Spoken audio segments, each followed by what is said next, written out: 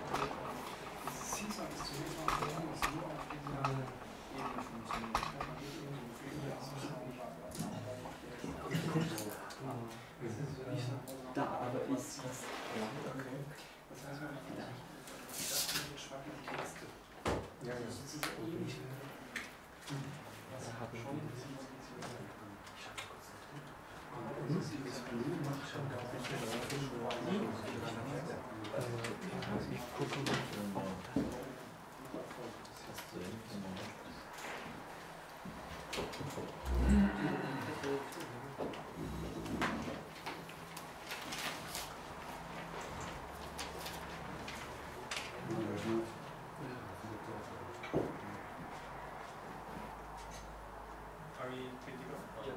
Okay, great. Okay.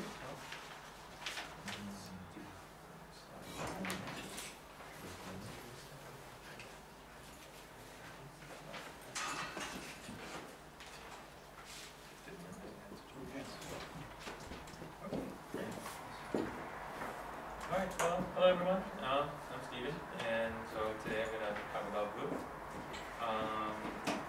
Originally, the idea was that if you had a laptop, it's good actually. So work through these examples together so that you can get a feel for the proposing of Blue. I forgot to post this early, but I have a bunch of examples that we'll be going through. You can download it from this URL if you have the internet. I just copied it to this USB drive. Yeah, it's just csound.zip. So you can just copy it and then pass it on. Yeah, okay. So in terms of the goals of the workshop, just wanted to go, start off and talk about sort of a little bit about Blue's design. And we'll take a look at the interface and try to feel comfortable. It has a windowing system where you can sort of customize it, so we'll go through that a little bit. It's okay. And then throughout the next, this hour and the next, we'll be talking about the different features of Blue, and hopefully that by the end you'll feel that you have a feeling of the fundamentals of working with Blue, and you feel capable of using it to create sounds as well as to compose. And at the end, I feel like there should be time to answer any further questions. But as we're going along, feel free to just say my name and say, hey, I have a question, because I'd like this to be a little bit informal so that we can feel like we're learning together. Yeah. So as I mentioned at the sort of this morning, the first part will be an introduction to the environment, talking about the design, and then talking about instruments, particularly encapsulation of instruments, which is sort of a subject that comes up in general csound programming, ways to make the instrument more portable so you can move it between projects, and sort of how Blue approaches that. Then we'll be using the Blue synth builder, which is a sort of key feature in Blue's for Blue for making instruments that have a graphical interface and allow parameter organization. Finally, for this first section, we'll talk about Blue Live for sketching music. So, how to use your instruments and interact with them in real time so that you can sort of explore the sounds. Maybe the idea that you are using this kind of feature for sort of pre-composing in a way, exploring. The second part of the presentation will be about the score, essentially, the score timeline. And we'll go through all of the different sound objects. Well, we'll go through most of them. But we'll also have an introduction to how to manipulate and use the different keystrokes and things to get comfortable with working with objects on the timeline. And then we'll discuss note processors, which you can use on sound objects, layers, or for the whole piece to modify the notes that are generated. So you can transpose things, you can add some kind of humanization and this kind of feeling. We'll then go on to talk about the mixer and the effects system, as well as automation of parameters on the timeline. And then we'll just cover a few other topics. So to start, about the Blue design philosophy. The idea for me is using csound, it's so powerful, right? We have all these capabilities. Blue does not try to hide that. The approach is more that you have access to what you can do in csound, but it adds these tools on top of it that you can take advantage of, leverage, and you don't have to use all of Blue. You can use parts as part of your project, and it really depends on what you're working on. So if your music is, you have a definite idea in mind, but you want to reuse the orchestra manager in Blue to organize your instruments, that's great. Or if you're, you want to use more and more features of Blue, that's completely up to you. And each tool in Blue, whether it's a sound object or an effect or something else, I consider it like a best practice. Like, this is the encoding of a sort of ideal way of working with this concept within Blue. And you can use it, it'll probably work for 95% of the use case, and it'll make life easy. But you don't have to. Again, it's, if you have a rare case where you really need to do something else, you still have that possibility. So there's flexibility. And also for the Blues design, it's meant to be generic. Because csound's note format has 3 to as many P fields as you want, the way we model music in our instruments, create our instrument designs is very flexible. And Blue tries to make that possible to work with any kind of different instrument design and not impose so much of a single way of looking at things. So just to touch briefly on csound, in general what we have in csound is sort of the two parts, orchestra and score. With orchestra we have sort of global variables and other code that's in the instrument zero space, sort of our initialization and stuff. We have instruments and user-defined opcodes. We also have includes and macros and other things, but overall these are sort of the main key abstractions that we have to work with. And in the score, we have generally, most often used notes and function tables. Now, you can also define function tables in the orchestra with the FTGen opcode, and there's a number of other things. But overall, this is sort of the features that we have in csound. Now, this alone is fantastic in some ways because you can do so much. But to do so much, you have to build on top of that yourself. So. The idea then for Blue is to build on top of that. So there's an editor for global work and score, but then we have this Blue concept of instruments, and the Blue instrument can contain contain an instrument code. It can contain your user-defined opcodes. It can contain other things that the instrument depends on. So you have this sort of larger concept of what everything required to be an instrument. And you also have your user-defined opcode manager, your mixer and effects, and your sound objects and note processors and things. Now, think about this as all of what is possible from the user interface view from Blue is possible because, going back to the csound model, these things here are mostly enough to model a lot of music. So, yeah, I just wanted to touch a little bit about the sort of design, sort of concept.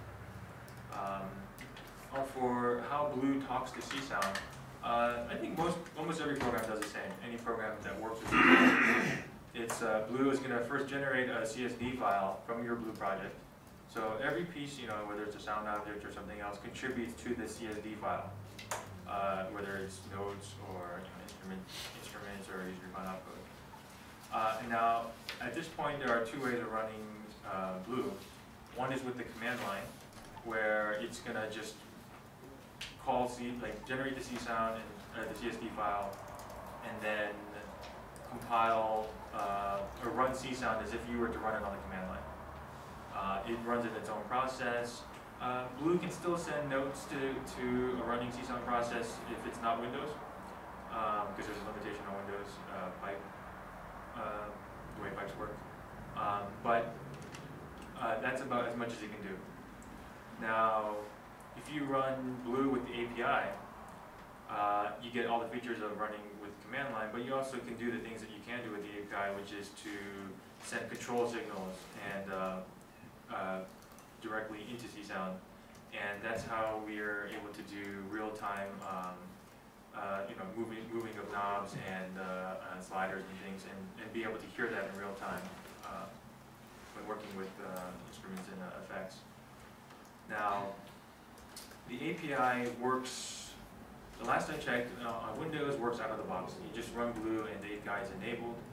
On Linux, you may have to edit the Blue configuration file to point to where the csound API library is.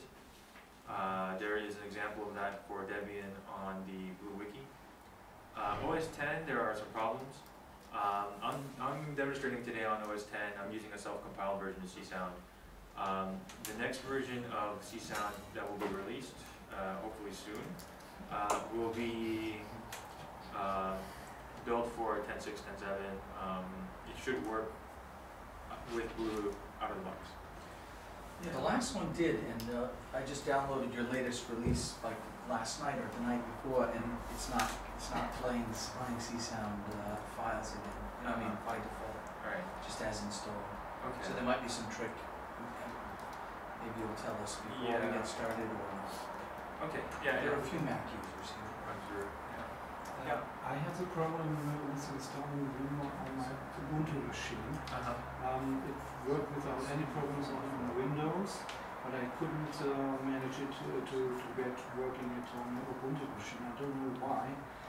Maybe I have Ubuntu installed on a in a virtual machine. Let me start that while we're here, and I can show you the setup I have. Maybe you can diagnose it briefly. Maybe he is someone using Ubuntu too. Would you recommend that, Stephen? That I set up a virtual machine like this with the? I like it. I mean, because you can see like I have VirtualBox and I can test in Ubuntu on my computer without. I mean, it's a little slower, but it's nice. You know, I can run any Linux app basically without having to restart my computer. So VirtualBox.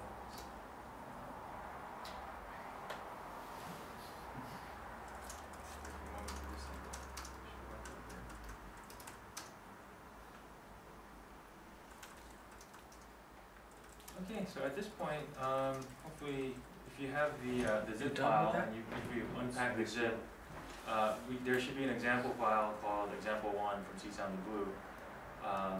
If you have, do you all have, who are using laptops, have Blue open? This is open, but I don't have the examples yet. Das ist gut. Is it possible to copy your version over on the USB stick? I still have to install the examples first. Waiting. Oh, Ubuntu's just started in this. Sounds like the Lion King sound. Yeah, doesn't it? Thanks, Ubuntu. Yeah. Okay, so for this example, we're just going to look a little bit about, the example starts, and we'll open it together in a moment. It starts with just a really simple csound CSD, the equivalent of a CSD. And you'll see in blue it's just in the global organ score. And we're going to take parts of it and slowly start to use parts of blue, like the orchestra manager and the user-defined output manager, figuring out how some of the things work.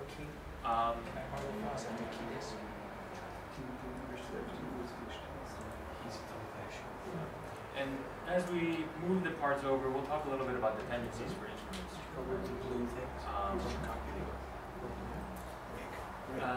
As we're going along, we'll talk a little bit about the code editor features in Blue, things that should hopefully make life a little bit easier as we work with Blue and for coding instruments. We'll touch on the instrument and the user-defined output library that you'll probably all start, as you work with Blue, you start building up a library of instruments and user-defined outputs that you probably will reuse often within your projects. And then talk about a little bit about project settings and project portability.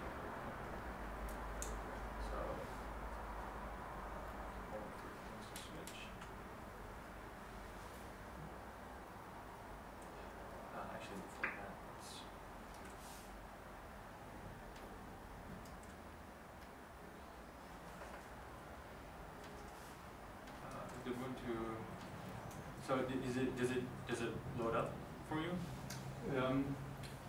If I have my Ubuntu running, no, unfortunately not. It just doesn't start at all? No, it does start, but I've opened now Windows. I've unzipped this blue folder, and I have exactly the same folders as you. Right, there's a blue script that you can run. I know, I have to click on it, but nothing, it does nothing. In that case, what we could do is, when you can run it from the command line, it may be that you may not have a version of Java that's installed.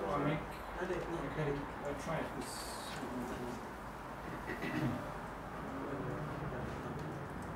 Yeah, so for those who may not have laptops, Blue is available on blue.kunstmusik.com.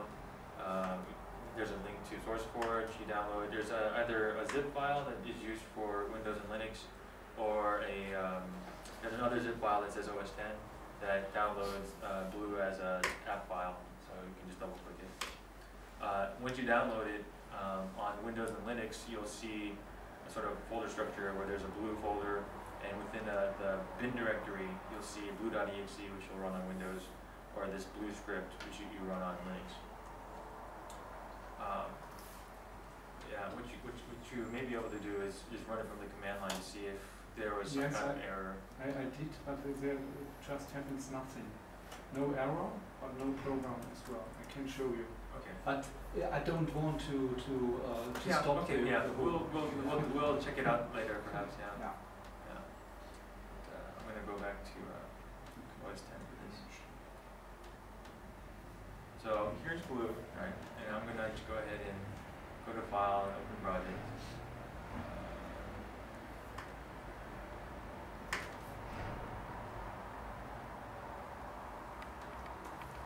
So opening the example, csound Blue.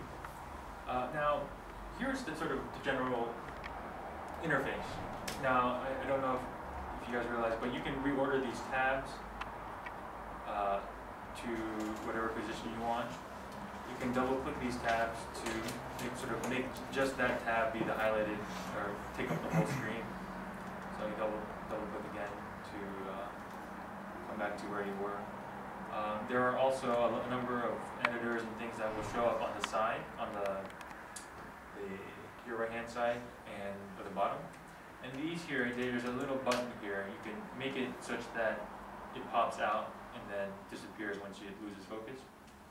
Or you can click again to make it stable within that area. So sound object properties, I often have it just slide in, modify a property, come back out. And these things you can also pull out into its own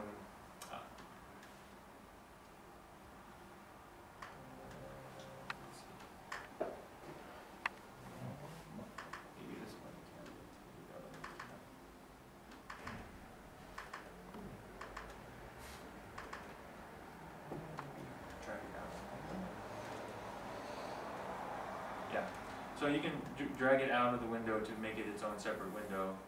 I assume at this point you could.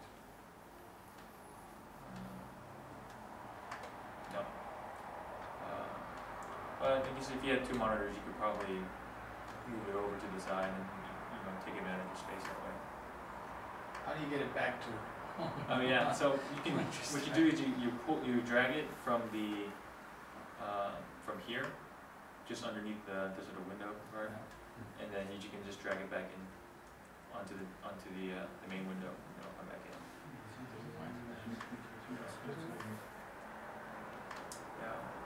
So this, I mean, the window system is sort of flexible, so you can really organize and do as you like. For this beginning, I'm going to take out. I closed the scoreboard tab, and you can always reopen all of these from this window menu, or use these shortcuts. So I closed the score tab. I'm going to close the UDO tab and the orchestra tab and the blue light tab. So the only tabs left we have are the global orchestra, global score, and your project properties. So here you can see the project properties here for rendering in real time is it's going to render with let's make it csound 16, 4401, 2N channels. Now you'll see this project is set to use audio out. Now these four devices here are sort of like virtual devices. You set these settings in your blue project, so audio out, audio in, MIDI out, MIDI in, and these are sort of saying my project depends on audio out. Now if you go to blue preferences, on Windows and Linux, it should probably be under the Tools menu as options. Let's see. Yeah, Tools, options on Linux. You'll get the same thing. So it'll open up with these sort of different options to use. Now, these are sort of the program-wide options. But going back to the virtual device item here, real-time render tab is where you'll set up settings for your project. If the csound executable to use, if you're not using the API, or the command to use, actually, you still need a valid command there. So should it be using local bin csound or what? For OS 10, yeah. Yeah. I think on Linux and Windows, it just defaults to csound. Right. Yeah. Then this sample rate, csound to N channels are sort of defaults for new projects. So when you create a new project, it's going to default to these settings for your real-time settings. And then you have your device section. So in this case, I'm going to switch to blocking. It'll be a little bit different on Windows and Linux because there's different options. For like Windows, you have the MME driver. So what's nice about this is you set the project setting in blue to be audio out. On this computer, I'm using port audio blocking, and my default driver happens just to be DAC. On another computer, it may be set to use jack with some jack string for the audio out.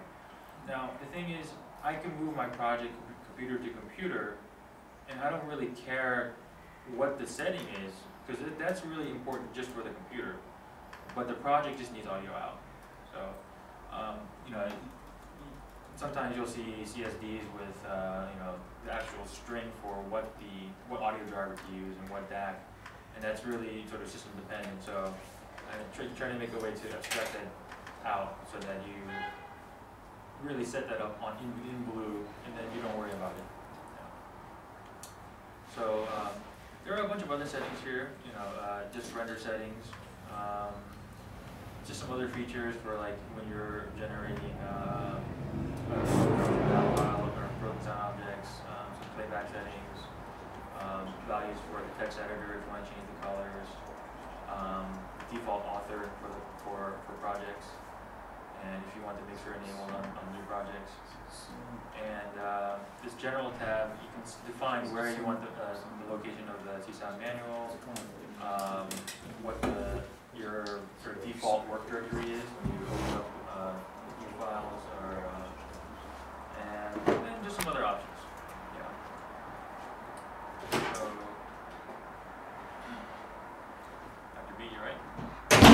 Yeah, I think I've set things up correctly. It's still not like rendering, it's saying look at the console to find out what's wrong. So either csound as installed by default, install doesn't install it in the right place again, or whatever. I put your No, full but- command line path. I think there is There is- maybe something wrong with the first example because Yes, it yeah, says I've got instrument that. 1 is redefined. Do you So all there's have a the csound most error. recent version? Downloaded it a couple nights. It's 216. Yeah. 214 Yeah. I have. But I think it's the But I think it's- example. 216 has a, no, 216 has a fix. For- 216. Yeah. Oh, you do? Yeah, I think. Because for me, it's just not. This it looks like a csound error. No, there was a problem with Blue, the way it detected parameters. It would generate an instrument that would overlap with the instruments that are in the global orchestra. So 216 should have fixed it. So it's Yeah. 216 and it's missing. Oh no, in this case you have invalid port audio real time. This one. Okay, maybe it's not working. Okay, give me 1 second. What we'll do is we'll modify the orchestra easily enough. So I should have that global. Keep on. So in this global orchestra tab, let me Just there. zoom in a little bit. So this global orchestra tab, if you don't have the global orchestra tab open, you can go to Window. Yeah, there's nothing there, and I think I wrote it, but no, I don't. Okay. Yeah. So what we'll do, let's change instrument 2. Or this was instrument 1. Change it to instrument 2. Okay. Global orchestra. Yeah. And then change instrument 2 to instrument 3. Instrument 1 becomes 2. Instrument 3. Instrument 2 becomes 3. 3. Yeah. And then we'll go to global score. And I need to scroll up. And we'll just change these two from 1 to 2 and 2 to 3. Yes. Okay, then we should be able to render. Yeah. Just if I try to start a Blue by clicking on my Blue file, it opens Blue, but it doesn't open the file. Yeah, I'm not sure that feature, if I've ever implemented that for this. Okay. So it's best to just open Blue first. Yeah. Okay. Yeah. Sound or not? Okay, great. Or distance. So this is just, basically typical CSD, right? You have your, in this case, 0 dBFS is defined to 1. We have an opcode, user-defined opcode. So can I ask what was causing that problem? Blue generates an extra instrument it shouldn't, Oh, so then it would clash. Yeah. Then we have 2 instruments. Pretty simple, right? The first instrument. Wow. I don't know that. It's the extra instrument. Is that my computer? Wow, it is my computer. Well, it shows we're hearing still in some high frequencies we thought we'd lost. Definitely. Yeah. It's encouraging. We haven't screwed up our ears so badly as we thought. Yeah, I wonder if it's the virtual machine or something, or certainly odd. But okay, so the idea here is that this would be sort of simple csound usage, right? You have your 2 files, but let's analyze what's going on, right? We have a user-defined opcode. Now, let's say the idea is I want to use this in another project. What do I need to do, right? Let's say I want to use instrument 2 in another project. Well, then I have to, copy and paste. I have to copy this, and then I have to be careful because I have to then analyze the instrument and say, oh, it depends on this user-defined opcode. Okay. Well, then I have to make sure to copy both of these, right? And let's say I want to use instrument 3 in another project, but then I have to look and say, oh, it uses ftable 1 here. Well, that's in the global score. So I have to be careful to make all of my dependencies are transferred over to a new project before I'm able to even work with it. This instrument again, right? So let's open up the orchestra manager. And let's open up the user-defined opcodes manager. Okay, so it's in session, easy to see. Now, what we're going to do is, first we're going to take this opcode, VCO2 mode ladder, go to the UDO tab, click the plus button, and new user-defined opcode is added to our project. We're going to click this opcode name and click again. May have to double click. And we're going to put in VCO2 mode ladder. So you want us to copy and paste it from the phone? Yeah. Or you can type it in. So now we have this user-defined opcode in the UDO manager called VCO2 mode ladder. And we have to define its out types and in types, just like we would in here. So it has out type of A and in type of K and I.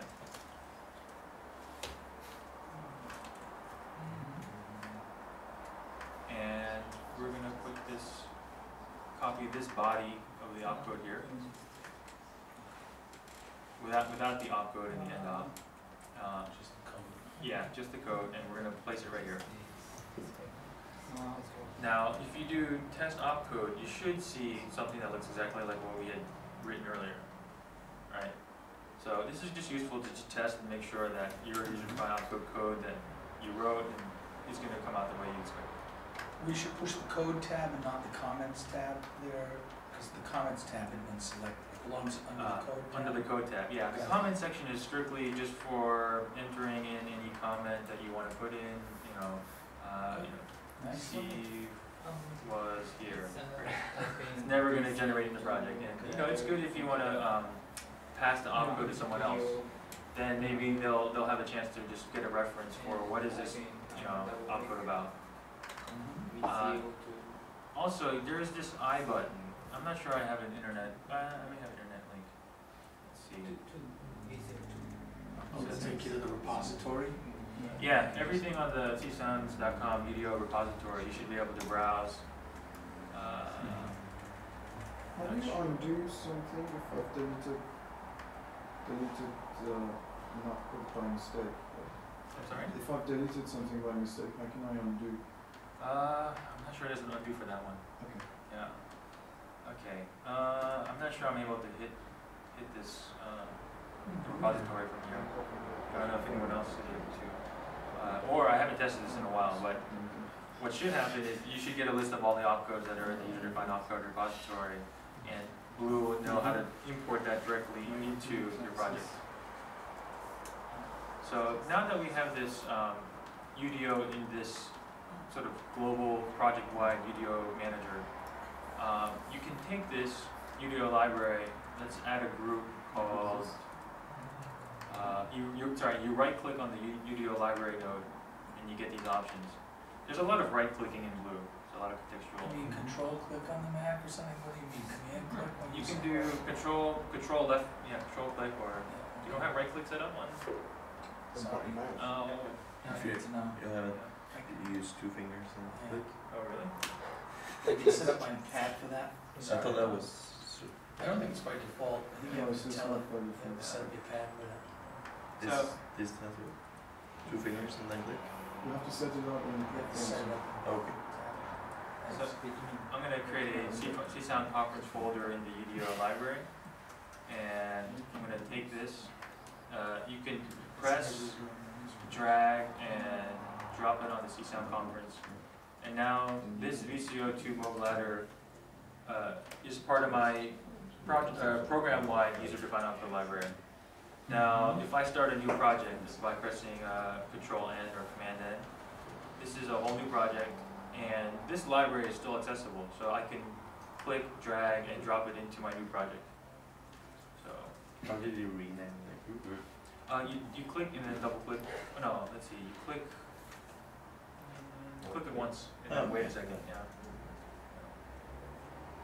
So going back to the previous project. Oh yeah, for switching between projects, you can go to the window menu. So in this case, we're going back to the example one. Now, just to test, we're going to go back to the global orchestra, and we're going to highlight this code, and then instead of commenting it out manually, we're going to press Command or Control if you're on Windows and Linux, and semicolon. Now, if I hit Enter, you'll see that this is going to print out the UDO library. Now, if I hit Enter again, you'll see that this is going to print out the UDO library. there the code editor just goes ahead and comments on the block of code that we need. Now, I'm going to press, well, we can just render with the play button here, or you can press F9 if you have function keys set up to be the default on Mac or just on Windows and Linux. Oh, error running csound.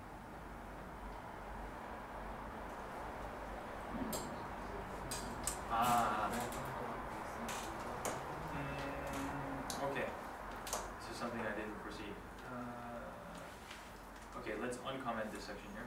We can press Command Shift semicolon to uncomment one level of code. Okay, so for this example, the UDO gets generated after global orchestra. Comment this out. And that's the trick with the processing order of different parts of Blue. At the moment, let's, oh no, actually it'll be fine. Let's recomment this back out, and we'll just have to go and do the next two parts first. So the next thing we're going to do is take instrument 2 and move it to our orchestra. So let's take this code here, press Control C or Command C to copy it, and go to the orchestra tab, press the plus button, and choose generic instrument. Now at this point we have a new instrument with the instrument ID of 1, and this instrument name is just purely for us. csound 2. I'm going to click here and click again. Let's see, double click. And let's assign instrument 2 to match what we had earlier. And once you select it here in this side, the editor for that instrument will show up in the right-hand side. So in here, in the instrument text, I'm going to paste that code I put in earlier. Doesn't matter if I have another instrument ID. It's ID 1. Yeah, I changed it to instrument 2, ID 2 here. Oh. Yeah. So the assignment of the instrument is done here, and then the actual body of the instrument is done here. And let's do that, the same thing for instrument 3. Again, I'm going to comment out code as I go along so that it doesn't double generate.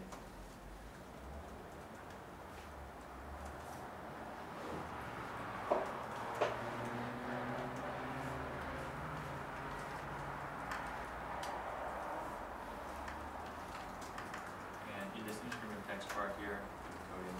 So a lot of things in Blue have a comments tab. So you can always add information about your instrument, history of the instrument, maybe you made a little change here and there. And that's going to sort of live on with your instrument as you work with it. It's really useful if you have one version of an instrument in a project and another version in another, but you made modifications. You can sort of see, check your comments history to just get an idea of where you were with that. And also, if you're distributing the instrument to other people, then it's nice to have these comments. So now, at this point, I have moved the two instruments from Global Orchestra, and I'm going to go ahead and comment this out. And let's see. At this point, things should render.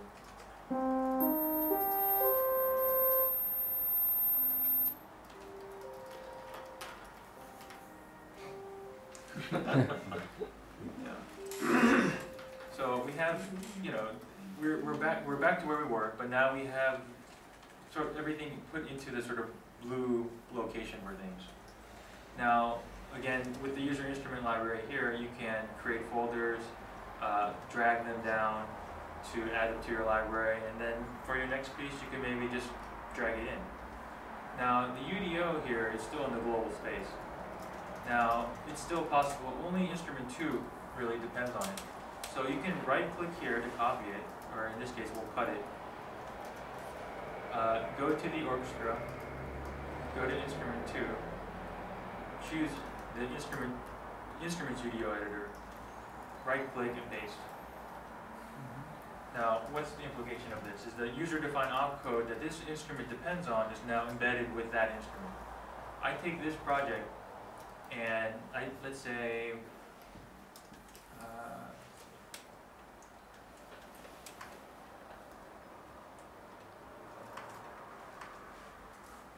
I take this instrument csound comp2, I take it to this folder. Now I start a new project, right? I drag it in. Oh. I drag it in. It has its UDO.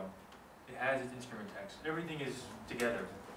So when your instruments are really encapsulated, right? So you don't have to worry. And something that Blue does is, let's say you create one user-defined opcode and it has the same name as another user-defined opcode. It checks to see if the text is the same within each one, and then it doesn't double generate.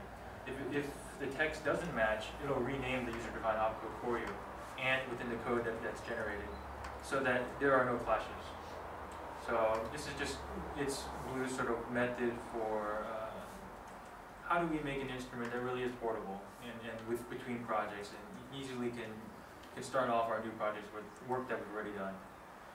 Just if you're working on csound comp2 now in this project, yeah, and you add a line or something, you then have to manually sort of drag it down to the instrument library to update your stored version? Yes, these versions are all separate instances, and it's a tricky bit. It's something that I feel is it's a plus and minus, right? Because if you're trying to use something that you do want to update in different projects, then you have to manually update each one. But on the other hand, each instance is really, because they're their own versions, it helps preserve compatibility. If I run my project now with this version of the instrument, and I decide later on, like, oh, I really want to add these new features to this instrument, those new features aren't relevant to that older project. So the older project, the integrity is maintained, right, by having its own isolated instance of that instrument.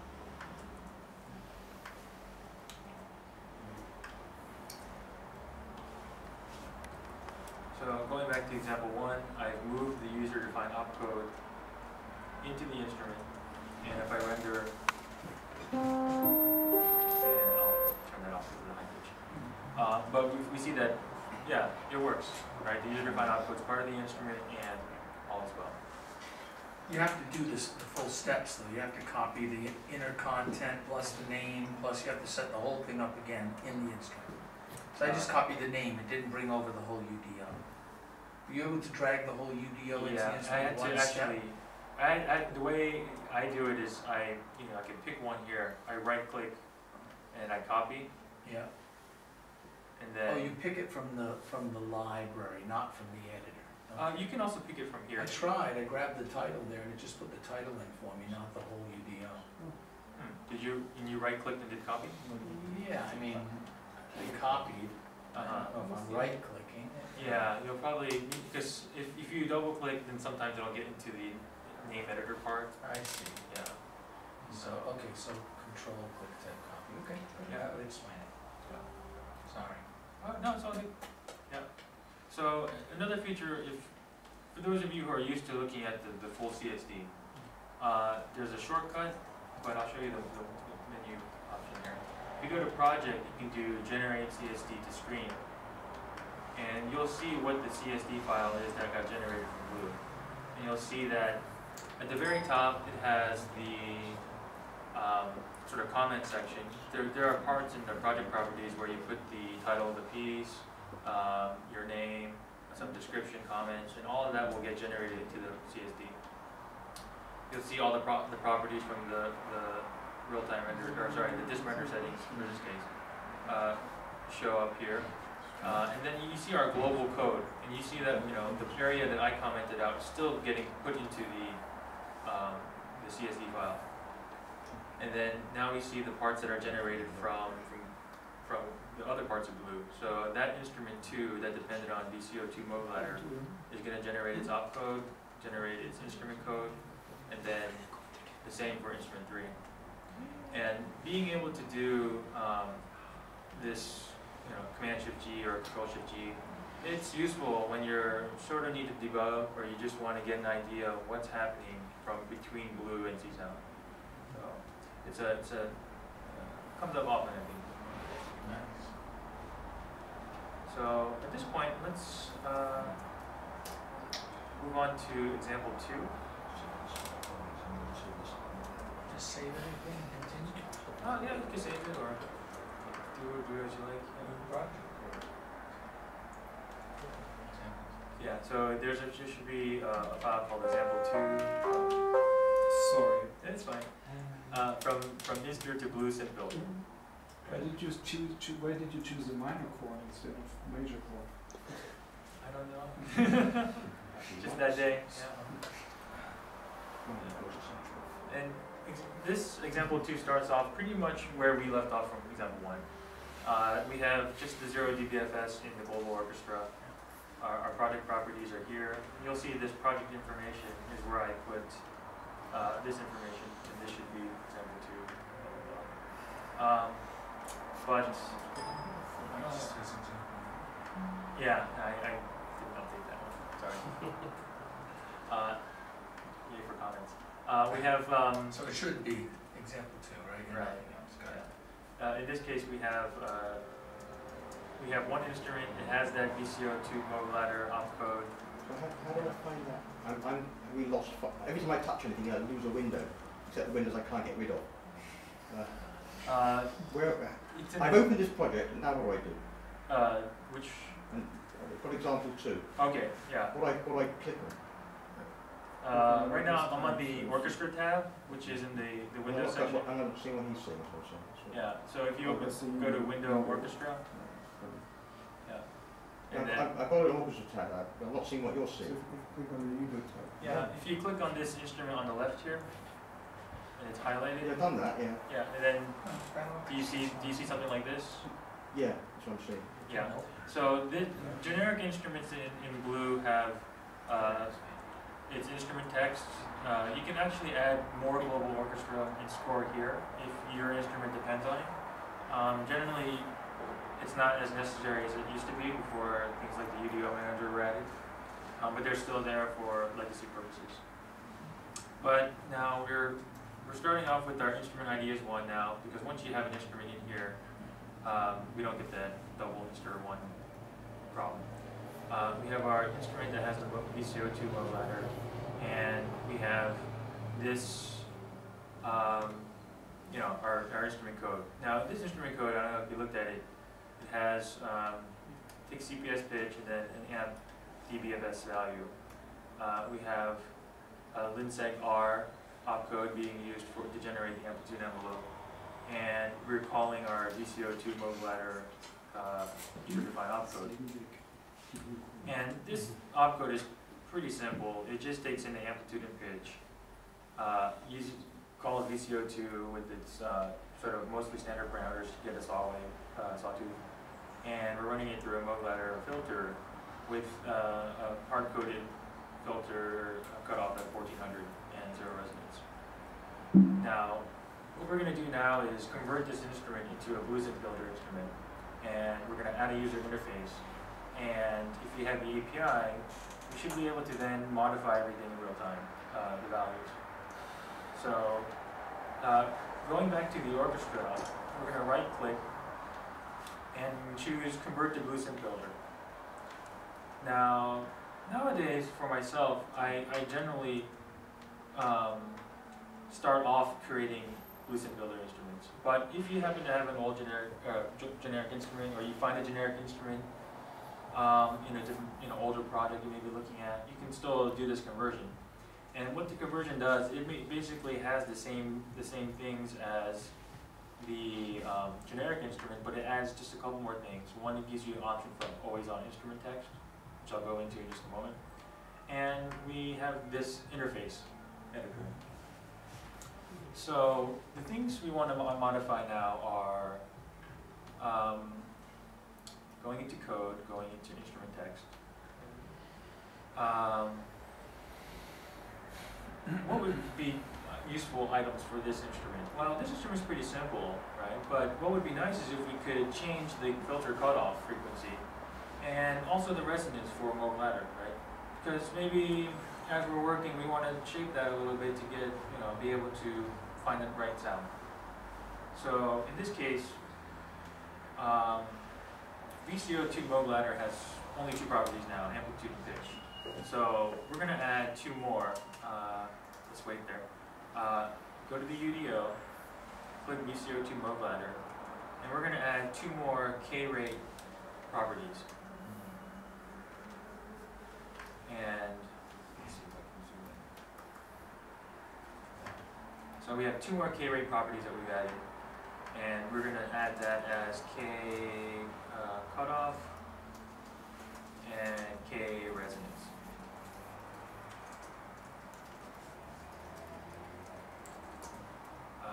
Next thing we're going to do is replace the hard-coded values in mobile ladder. So this will be K cutoff, and this will be K resonance.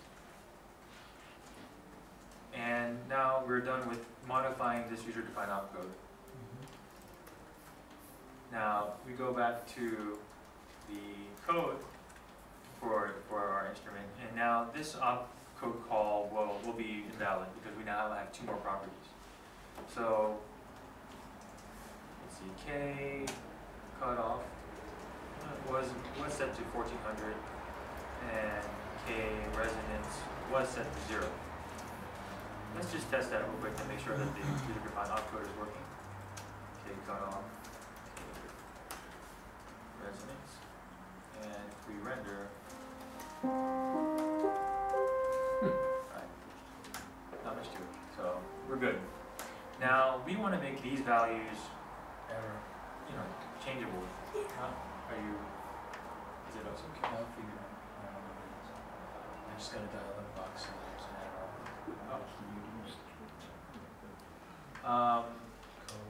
So you can imagine with No, it's That's one. okay, well, Spelling error. give me a moment to think about this. Well, we started a little bit late. Maybe we can keep going for maybe 5 minutes. Okay. With normal csound usage, if you were to want to modify the cutoff, modify the resonance, well, you'd have to come in, type in another value, re-render, check it out, and then keep doing that until you whittle through and get closer to what you want. But that's sort of painful, right? So what we're going to do is go to the interface tab, make sure edit enabled is selected, and we're going to start adding an interface. So somewhere on this sort of canvas, we're going to choose a knob. We're going to right click and this menu opens up, and we'll choose add knob. Now here you need another knob. So actually we'll do this one first. So this one will be the cutoff frequency.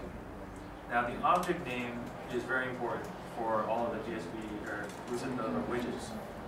The object name is what gets used so that in your csound code you'll use cutoff as the name of the value from your widget. So in this case, we're calling it cutoff. It's set to be randomizable and automatable. And these are other properties just for this knob. So our frequency cutoff, we're going to set the minimum value, set the maximum first to 10,000.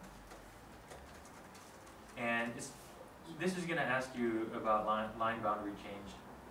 If this object is automated and you've already done all these automations with the values set between 0 and 1, once you set the boundaries again for maximum and minimum, what do you do with the values if you change that boundaries? So this gives you an option to rescale in between the new boundaries or truncate the values. In this case, it doesn't really matter because we haven't done much yet. So we're going to set that to 10,000, and we'll set the minimum to 200.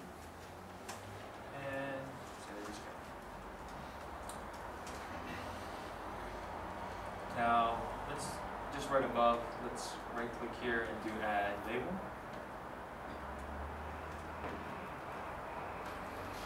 And we'll call this cutoff. And we're good. So we can select these two by holding shift and then clicking on the two items and do align. So we can align the centers. You can align left, align right, align center. And we're going to take these two, press Command C or Control C, and then we're going to right click next to it and do paste. So now we have another version of this knob, except we want this one to be the resonance. And we're going to set its minimum value to 0, rescale, and set its maximum to 1, because for that parameter for mode ladder is using those values. So it automatically named it cutoff 1, huh? So yeah. So if if you're working and you're making like 10 attacks, I guess you could do that. Yeah, it'll just keep numbering for you. So at this point we have two knobs, one with object name resonance, one with object name cutoff. Now in our code, we're going to replace these hard-coded values with the values from the knob. Now the way that works is you type this less than sign, and you type cutoff, and then you type the right greater than sign. Or the easier way, if you do Control Shift space, and that's on all platforms, Control Shift space, not Command on OS X, it'll give you a list of all the object names that are in your project. So in this case, we're using resonance, and we say OK. So that's going to make it a lot easier, because that way you don't have to remember any of what you named. What was the shortcut? Control Shift space. Yeah, and it has to be Control, not Command on OS X. Nice. Yeah. My name didn't get saved. Oh, that's why.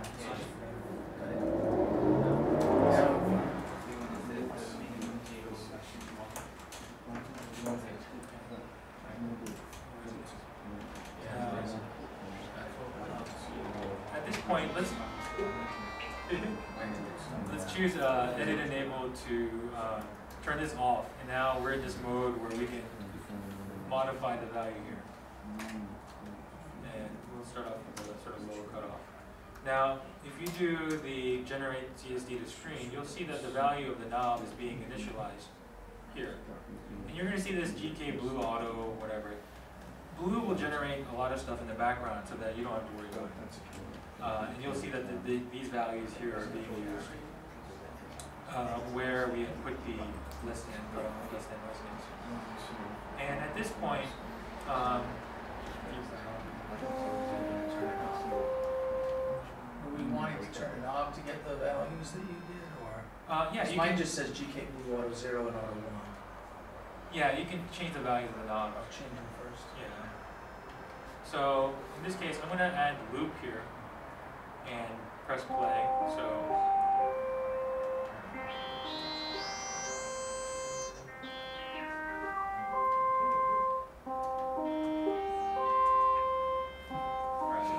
So, I mean, there we are, right?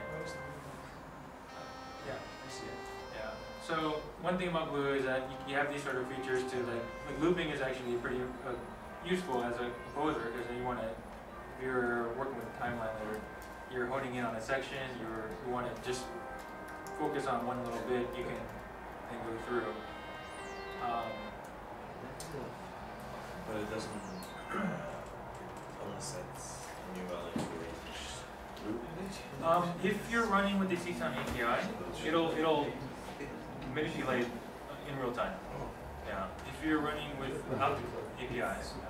I don't know what is API. What is it? Yeah. Okay. So in csound or in Blue, if Blue can find the API when it loads, this option for project under project will be enabled. Now, csound has a development API that host programs can use to talk to csound or create csound directly in memory. And so it's in the same process, and then you can do things to transfer values back and forth. Is it an extra program which should be installed together with csound, or is it included? It generally is included on Windows. It should just work. And on Ubuntu, you may need a package, I think like libcsnd or something. How do we see the console messages? Again, mine has an error now, so I couldn't say loop or not. I don't know why. I have to check everything. If you go to Window, Code is fine. Maybe my UDO is wrong or something. if you go to Window and you go to Output, I have mine set up as a sort of pop-out tab. Window. It crashed or trying to use the csound. Yeah, I think if you don't have Legal card. a current version of, I have a self-compiled version of csound that allows me to use the API and extend, but the previous versions have had problems, and that's sort of another issue. So the next version of csound Pro You just have to extend, build the latest version from the yeah, you could do that, or hopefully in the next week, or the next version of csound will come out, and that should be fine. which will be This is the 5.14. Yeah. This is the same on Windows. It was fresh for me when I used the No, it should work, unless, are you running 64-bit Windows? Sorry? Are you running 64-bit Windows? Just, Am I? are you using Windows 7?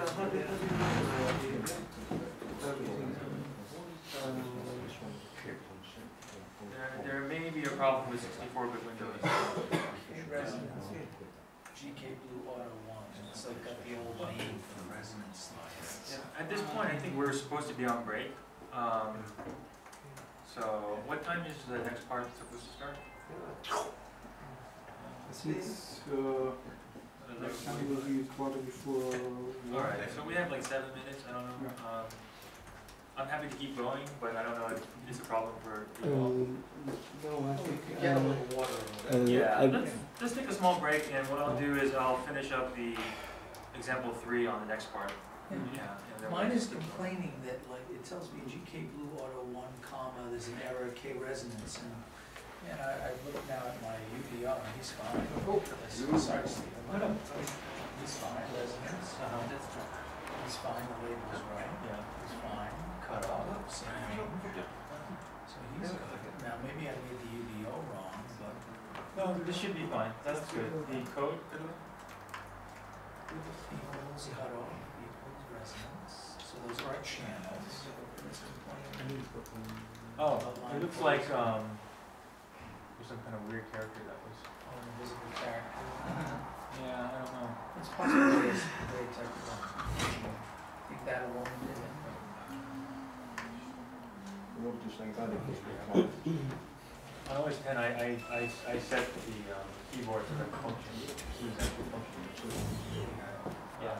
But it was just. So was that August character? Oh, yeah. So you said it's that your F keys are F keys? Yeah. And I find that at least for I'm Blue. gonna try to put double click on my pad too right now, so that I can now learn to. So you want to tap to click, enable Secondary. secondary click, Yeah. and do I want that at the bottom right of the corner? Yeah.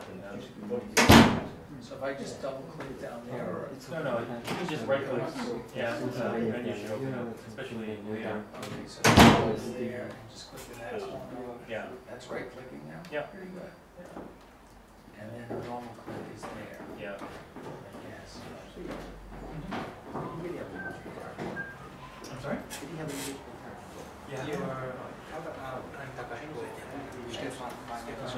Your name again? Takahiko. Takahiko. From Japan. We're starting here in Hannover. I think you did, at least. Looks like it did to me, but it was just invisible, so you couldn't. Oh, like show it sort of Unicode value or something. That would be nice, because I mean, certainly some weird characters show up, and it's hard to tell because they're invisible. If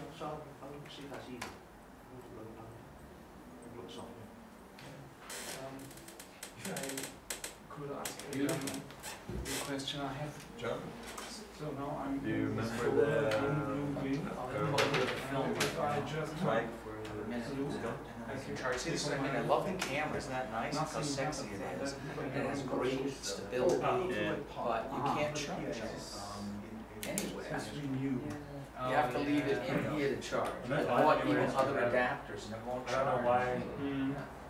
I have an older version. It is in the GAR file. And this version 2 I can install without problems. I don't know if they'll leave It's it. older, yeah. Yeah, I I wish should- before my transmit, For Blue 2.0, So I it's transformed probably it to using my framework. 530 So and it contract doesn't ought make to sense be. to use it's like, I guess it's a couple of months old. Some things are applicable, some things are perhaps not. I will try. Do you have space there? Yeah, there's plenty. So, well, maybe I will post these things to the community. There. You're back in too. Nice, good. Now we're in heaven. Yes, of course. Thanks, Stephen. It's tough to follow you a little bit, just to get your whole system right. You know what I mean? You have to, not because it's hard to follow, but if you're not used to clicking and then double clicking and, Right. it's like, oh, okay, no, it's just, it's good, I'm getting it, but. Oh, and maybe, I thought I have some Java. Yeah, this should be alright, but I haven't tried it with this 64-bit version. Takiko, you gotta stick around? You gotta, yeah. No, I don't know. It's this is very odd. Are you using 64-bit Ubuntu? Yeah. Yeah, that could be a problem. I don't know. I haven't tested on. I haven't only tested on 32-bit. What do you say the instruction was? Yeah, it's become a more difficult issue because now every operating system, Windows has 32 and 64-bit.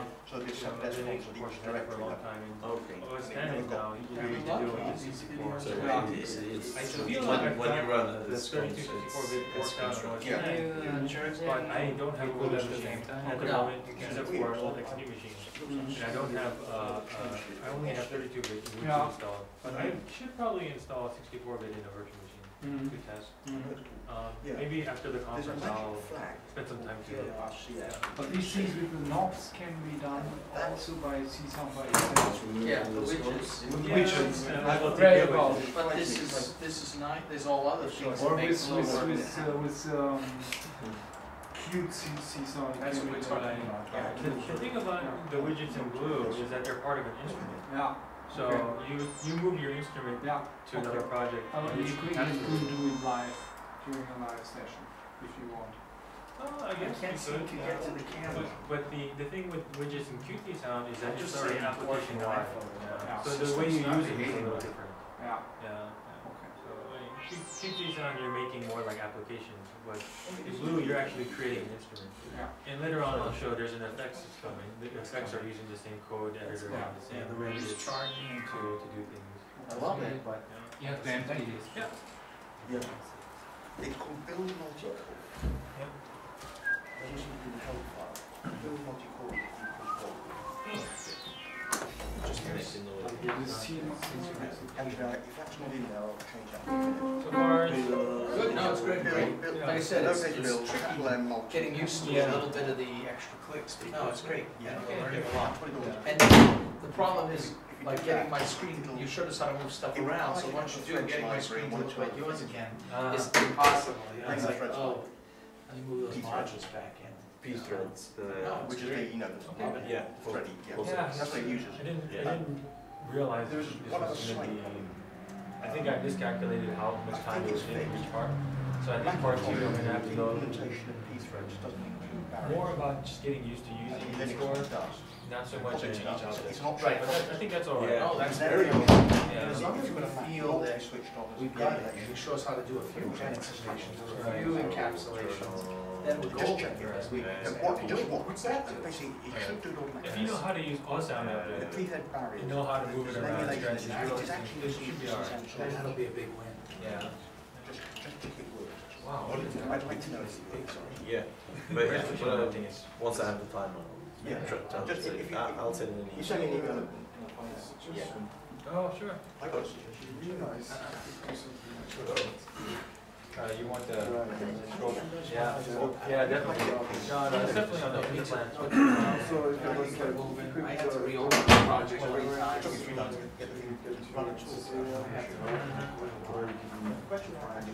Yeah, I think the plan is to just switch from using only line to using transect, so, to have the different kinds of curves. So ideally, between, you know, segment by segment, you can choose a line or a curve. Yeah, and I just need to code it up and do it. It's just right now it's been trying to focus on MIDI recording. So, but this is probably maybe next.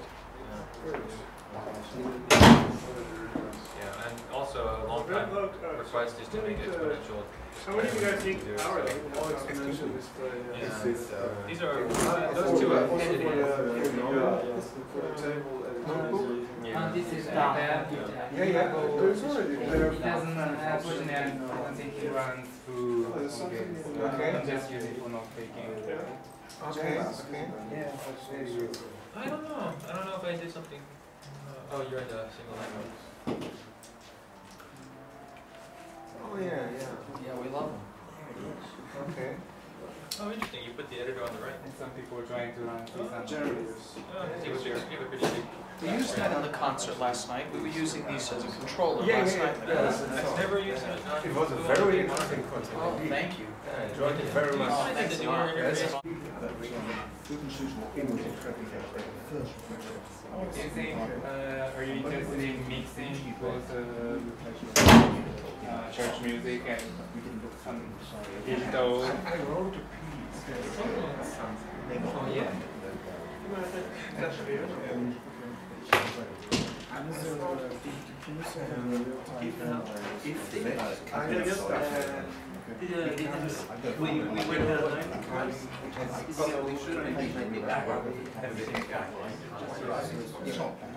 Yeah, I don't know. I think csound itself, I think you can run it without API on. You should be able to still. I think. That's what we run the teaches us about using Fibonacci scale and graph to create The Python version is probably 30. So yeah, and more over The Java version running probably Fibonacci is required so I think this is something that we have to work with Fibonacci. We have to do a lot of changes with 32, 64 bit compatible. But we even take away Bob. You work on Fibonacci scale. I used to work on Linux, now I'm working on that. I tried to make it musical as possible. I run Linux. I use after using the new version of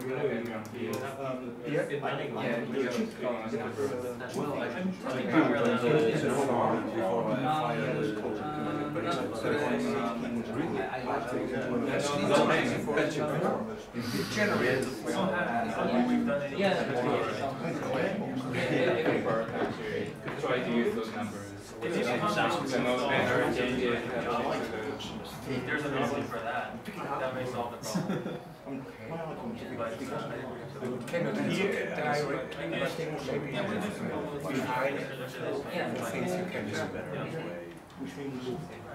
Okay, guys. Let's start back up. Is that right? Yeah. Okay, great. Just because we only have about 50 minutes left, and things are a little slower than I expected. So just a quick overview. We've gotten through up to rapid modification of parameters. There is a feature for always on code, and I'll actually go over this in the next example. What this allows for, from an instrument design point of view, is if you have an instrument that has, let's say doing something somewhat like physical modeling, right? Your instrument is like, the sound generation is per note, but there is a sort of acoustic body, a resonance, that's always, sort of always on. How would you model that with csound, right? In csound, you would maybe have some kind of mixer system, and your instrument notes for one instrument would then generate into this mixer system, and then you'd have a always-on instrument that would have sort of a resonance and maybe some kind of reverberation, maybe a waveguide or something, you know. And then maybe that would then go into the mixer, and then so on and so on. So I introduced in Boost and Filler the ability to have always-on instrument code as part of the instrument, so that it's really part of the conception and design of what an instrument is. I'll go over that just briefly in the third example. But next, we're going to move on to example 3, which is using Blue Live. We'll try to go through film somewhat quickly. Blue Live is not really so much a real-time composition kind of thing.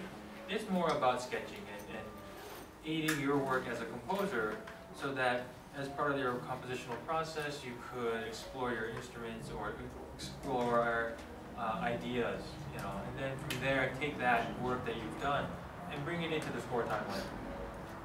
So we'll talk about testing sound objects and using Blue MIDI, which is either through the virtual keyboard or the MIDI keyboard. And yeah, let's go through that real quick. And because of time, we were supposed to, hopefully I've gone through this before, but I'll modify a little bit of this part of the presentation, this hour of the presentation. So to start, if you could open up example 3, it should just be example 3-bluelive.blue from the examples. You'll see an instrument called Alpha V2.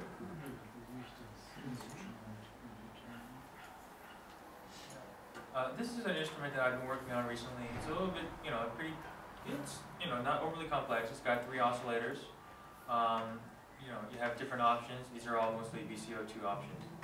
And you can set the pulse width and how much of that oscillator is going into the mix and its detuning.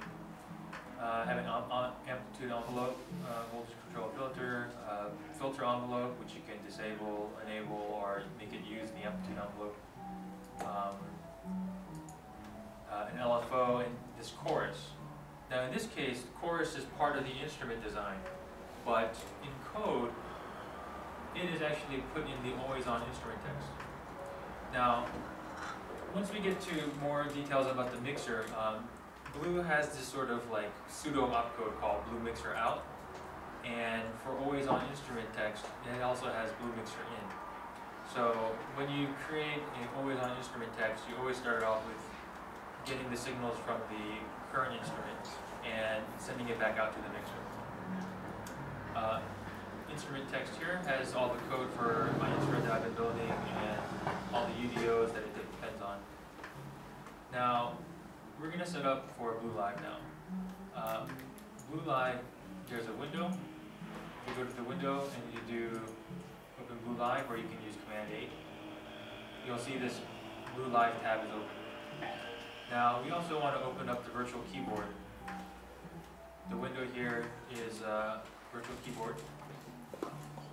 Here's mine. So I have my virtual keyboard.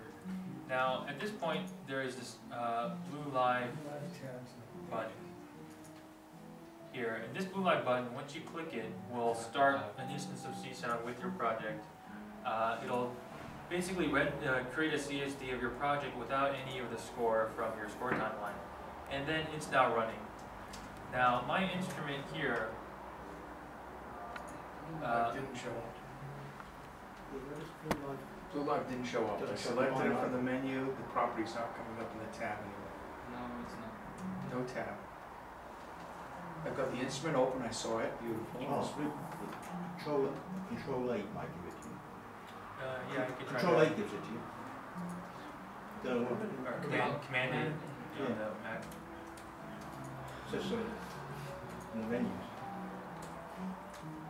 Sorry, Stephen, there's And the keyboard. some orchestra errors. Yeah, there are orchestra errors again, and but I'm not getting the Command 8. There may be an error if you're running without the API. Yeah, I'm There- getting a syntax error. There's an input argument hash I22 used before defining. Okay, let me see. 2 minutes. May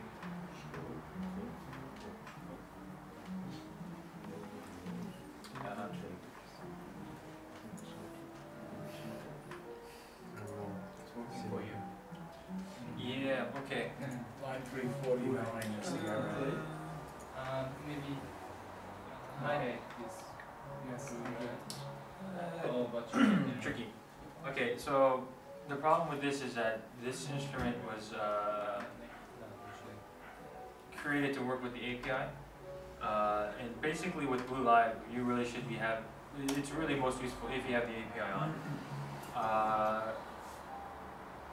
This is an instrument I've been working on. I haven't tested it without the API. So, okay, maybe for this one you need just check it out on the screen. Yeah.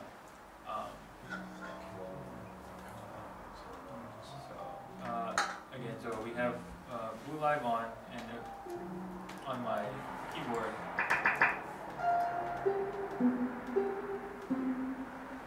What's happening is the virtual keyboard, there's a Blue MIDI system and a csound MIDI system, right? So if your csound project is doing the csound MIDI programming, MIDI connections are going directly into csound. Now Blue has its own MIDI system, and if Blue gets MIDI node data, it's going to transform those values and into score, and then send the score to csound. Now, if you have the API enabled, there is a MIDI input panel option from Window, and from here you can choose how the mapping of the MIDI input is down to what the score that's generated. In this case, when I press a note, it's going to use 12-tone tuning, and it's going to use a constant value of -12 for the velocity.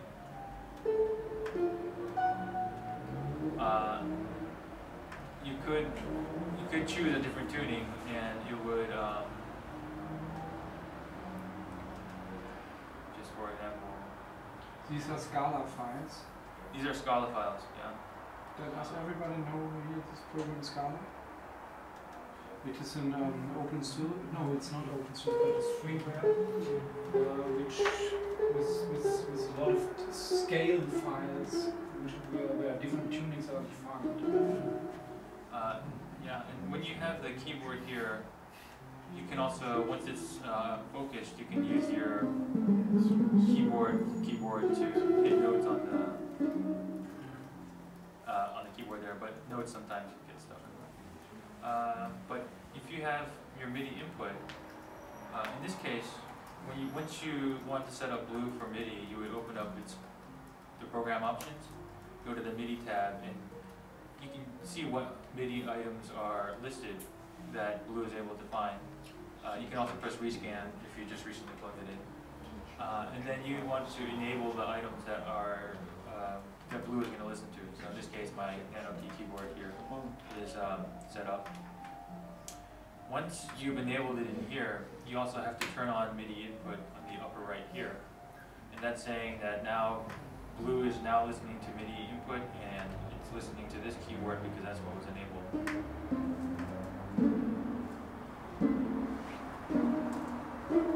So this is really nice because you can start testing and experimenting with different, microtonal scales in real time. But you can also get that sound object for this window. Oh no, it's this MIDI input panel. It should be from the window menu. Yeah, I'd probably use the same settings. This scale, you can right click and reset it to 12-tone. Yeah. So in this case, I'm going to just change the preset to Does it come with the scale files somewhere in your database, or did you just you download it? you can download them from the Scala website. Yeah, okay. Yeah. So, the Blue Synth Builder has these options for saving snapshots or presets of all the values on your interface. This instrument that I created, I've been, sort of experimenting with.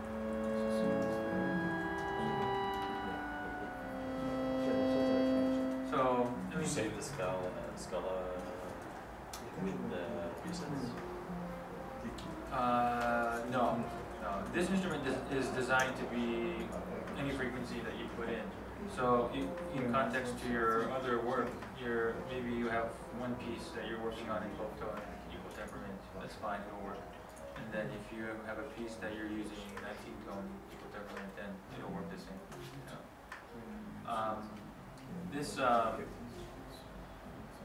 All right. So I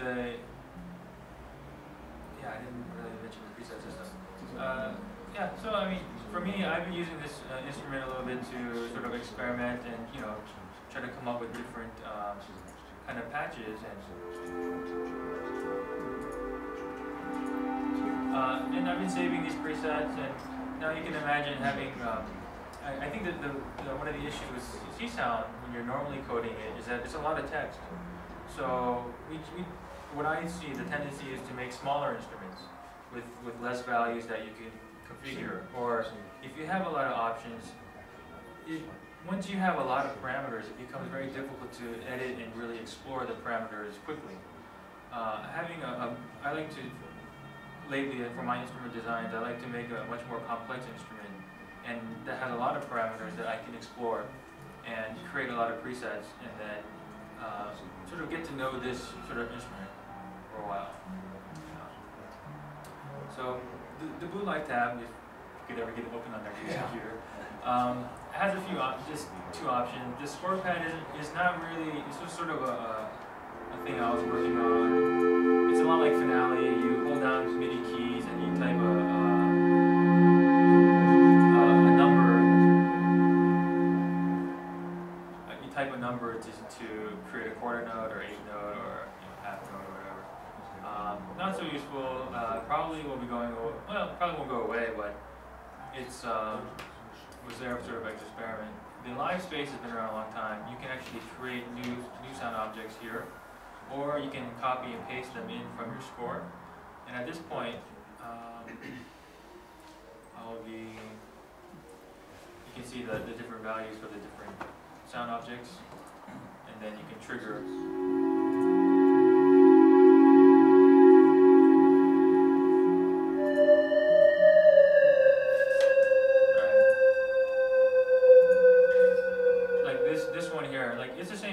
But I designed it to be sort of flexible to respond to either 5P fields or to 8P fields, and give me the option to hand edit sort of glissandi values, and or to allow using just standard sort of simpler notes. Right? And working and editing in Blue Live allows me to experiment with these ideas just in real time. But now, imagine we've gotten through this point, and in terms of the composing process, we've sort of made some sounds, or made some instruments. We've been able now to experiment with those instruments, and now we want to score that. We want to make use a timeline to compose a piece. So I'm going to press Command 1 or Control 1. You can also access this from the window menu from Score, and now we have the timeline for Blue. When you create a new project, there's only one layer. I think because of time constraints, what we're going to do is focus more about using the timeline, getting familiar with how to organize things on the timeline, and we'll start to use we'll use just a generic score to experiment, and we'll use that with no processors as well. After that, we'll do a quick tour of some of the other sound objects. Probably won't be able to have time to go into them in detail, but hopefully now, with an understanding of how to use the sound objects on the timeline, you should be able to then take that information and with the Blue Wiki, be able to explore the different sound objects on your own. But okay, so now, just want to get through some of the interface aspects of the timeline here. This is your sound layer.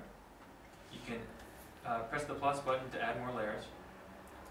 You can press this button here to choose the layer height if you want a bigger sound layer. And you can click here if you want to set all the layers to a certain height. Or click this to choose the default layer for new heights. So if I create a new layer, it can be too wide. Now you can select multiple layers by pressing Shift, and you can delete the layers if you want. It gives you a little bit warning that if you're deleting these layers, you can't undo this, so be careful. And for your layer, if you double click this area here, there's a text field. And this will allow you to say, put in some comments, maybe the score on this section is horn 1 and this is horn 2, etc. Now you have your sort of typical, I guess in a lot of timeline-based environments, you have your ability to mute and your ability to solo. So once a solo is on, then that layer will get played. You also have this end button, which allows you to add a node processor to the whole layer. And I'll talk about that in just a moment when we talk about node processors. Now, csound time is actually not in real time. It's in beats, but it happens to be real time because the default is 60 beats per minute. If you want to change the tempo of your project, you can use this button here to sort of open it up. Click Use Tempo, and then you can, make a accelerandos, change the tempo. Maybe the next part here is going to be really fast, and then go slower. It's kind of tempo curve editing. You'll see it in some avant-garde scores. But this possibility here is to allow for modifying the tempo of your piece as you go along. You can also, right-click to do edit points, and you can, point by point, you can go ahead and edit the value. If you want to remove a point, you just go over it and you right-click, and that will delete a point. And then if you, so once the tempo line is made, and what that actually does is when it goes to generate a CSD, it creates a csound T statement. Right? Now, if you can imagine, T statements are pretty cool because you can do this kind of timeline, rapid changes or changes in tempo. But to have to mentally sort of follow along in hand edit, the csound score, and then think about the time curves and do all the values that way, it could be tedious. But having a graphical environment that has a concept of time and allows you to quickly edit, I think is convenient. So, also on the timeline here, there's a button. It looks big when this is really big, but it's not too big here. If you click this, it gives you options for how you want your timeline to be viewed. So in this case, I can turn on snap so that when sound objects are created, they'll move along and snap to the grid. You can choose the resolution of the grid. So if you're doing more music that has much more of a constant meter or time, you can use the grid. And then you can change the display of time to use either sort of a time kind of display or just use numbers, which is useful if you're thinking in measures. And maybe this would be a 4 to make it more like a measure. Yeah. So that's sort of the basics of the area around the main canvas. And now, there is 2 other things here. You can press the plus here and minus to increase the how big the resolution is. There is a shortcut. Let's see. Alt. If you hold down Alt and you use the scroll wheel, or you 2-finger up down on the Mac, you should be able to get it bigger and smaller.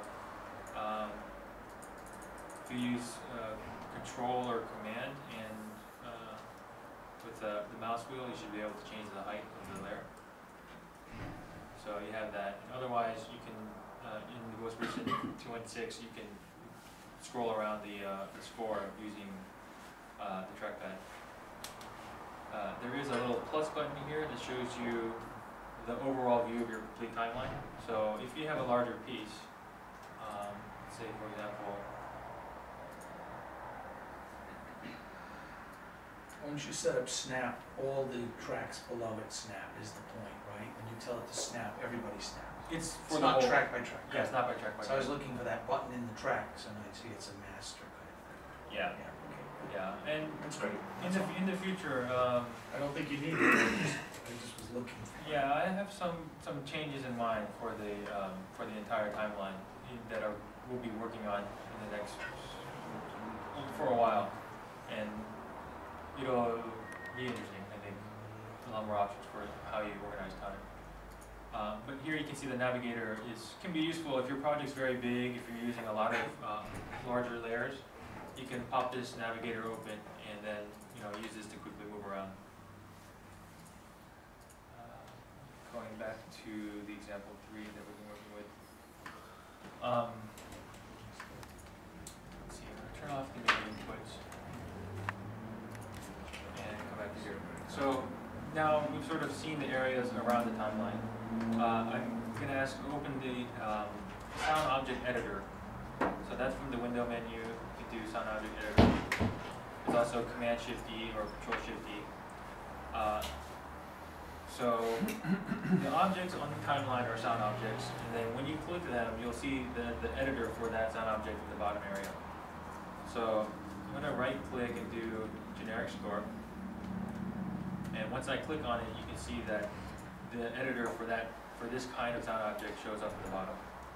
Now, if I have the sound object properties, which is accessible from the Windows menu again, I have mine set up to sort of drop in. You know, I think it starts off with it being sort of like this, where it's sort of static. I tend to hit this button here so that it sort of collapses and comes in when I need it. So if I click a sound object and then go to the properties, I can see its name, its sort of start time and duration. So let's say I want this to start at 0. Press enter and it'll modify that. And I may give this a name like score fragment 1. And then I have this possibility for time behavior. Time behavior controls what happens to the generated score. So the options here are to scale, repeat, or don't do anything. Just take the score that's been generated as is. Now, scale is the default for most everything. And the reason for that is I want to have a visual correlation between the length of the object on the timeline and the score that gets generated. When there's a time behavior of none, when you use that, if you don't want that correlation, let's say you're using Python scripts and you're generating a whole lot of notes, you're handling time yourself, you can say time behavior none, Blue will just pass that score straight in. And here you can change the color, and that's really just for your own value. So I've changed the color, and now on the timeline it's a different color. Yeah, so on the sound object here, if you look at the properties, we have this option for no processors. The way, when a sound object is generated, it takes, each sound object, there's a lot of different possibilities, has the ability to generate notes. In this case, you can see the generic editor here. It just takes the score that I wrote, and what happens is it takes that and patches it up. Now, the next thing to happen is the note processors are applied. And there's a whole lot of different options. Each one of these different note processors has ability to do, the add processor adds a value to a certain p field. The random multiply will multiply the value in, like, say, p5 by some constrained value between 0.1 and 0.2 or something. You can use these different processors to take all your notes and do something with them. So if you want to think about the musical value of that, you can think of using the pitch add processor to transpose your object. You can imagine the random multiply processor to add a little bit of inconsistency to the start times to maybe humanize things a bit. Some of these are sort of utility, like the equals processor. You can override and say, well, what if we took P4 and made it 0 for my whole score here? Let's see what that sounds like. And there's a tuning processor to allow for using different tunings for just that sound object. There's a Python processor if you want to do some Python coding to process the note list. And there's a whole bunch of others. The value here is to think about is, let's say I have a score, and I make a copy of that score, and they are the same score idea. But this is the same idea, but it is the same but transformed. How? And we see that when we talk about motivic development in classical music. This is the same as mode of 1, but it's transformed. It's a bit transposed or inverted, that kind of thing. And you can sort of maintain the identity of the original object, as well as show its transformation. And you compositionally, you sort of have these concepts all there, and you can see it. So that's sort of the idea of what the note processors do for this. But after the notes are generated and after the notes are processed by the note processors, then the start time and the duration and the time behavior are applied. So an important point to think about is this. I generate, let's say, this. So let's test this.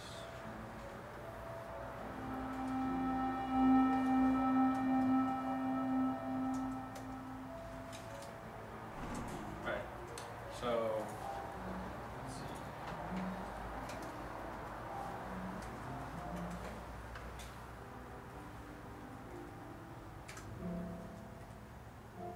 Okay, that's interesting. Okay.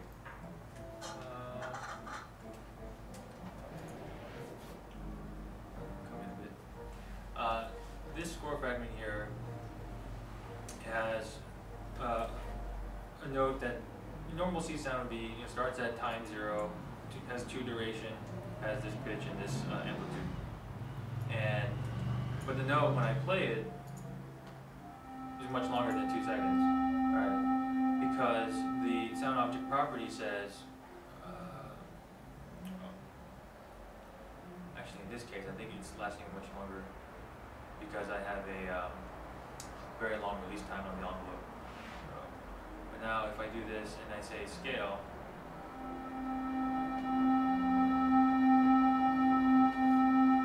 you can see it's lasting the whole duration of the object, and then the release segment is being done.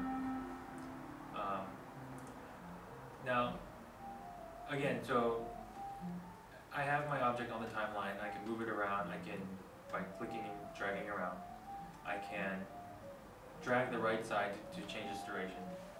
And the score material inside is being, because I have the time behavior of scale, it's scaling that score. If I have 20 notes or whatever, it'll still scale everything. And you get this relationship visually between what's what you're manipulating here and the generated output. The thing to note too is I'm composing this with only the time of the fragment. So I can say 0 to 2, and I can do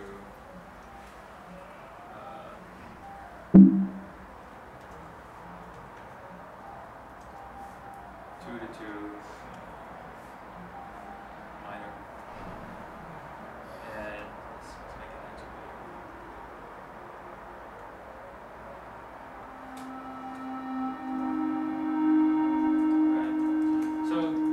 I wrote down 0, 2 for the first note, 2, 2 for the second note, but Blue has generated it so that the time values are translated over to the beginning of the sound object. Right. So if I move this around, the inner content of the material, the relative values of the notes, is maintained, but these times are all relative to the beginning of this object. If you imagine you're editing in C sound text, having to move a whole, set of notes over, one beat or 2 beats, it can be tedious to, go through and edit by hand, or unless if you're not using, the plus and the dot operators and things. But this is just sort of like an important kind of point to think about in terms of when we're creating objects of sound, that it's relative to its boundaries in time. So in terms of general score operations, obviously you can drag. The way Blue handles copying and pasting, you can press Command C or Control C, and I've copied it. Now, if you press Command and click, it's pasted it where you clicked. To me, this is very efficient, right? Because then I can do another option, another click to make multiple instances. I can then select a couple of objects. If I hold down Command, press the button down, and drag, I can drag copies of that out. This is, pretty common, I think, in C sound, or at least the way for me, I can explain just from my point of view. Oftentimes, I'm creating a sort of it takes a while to create that first note or two, right? But after that, I'm creating copies of that and modifying them a little bit because it's this kind of musical idea comes back, you know, modified. So that kind of operation is sort of done here with this kind of gestures and commands. Now I can also select these two. If I hold Shift, I can add items to the list of selected items.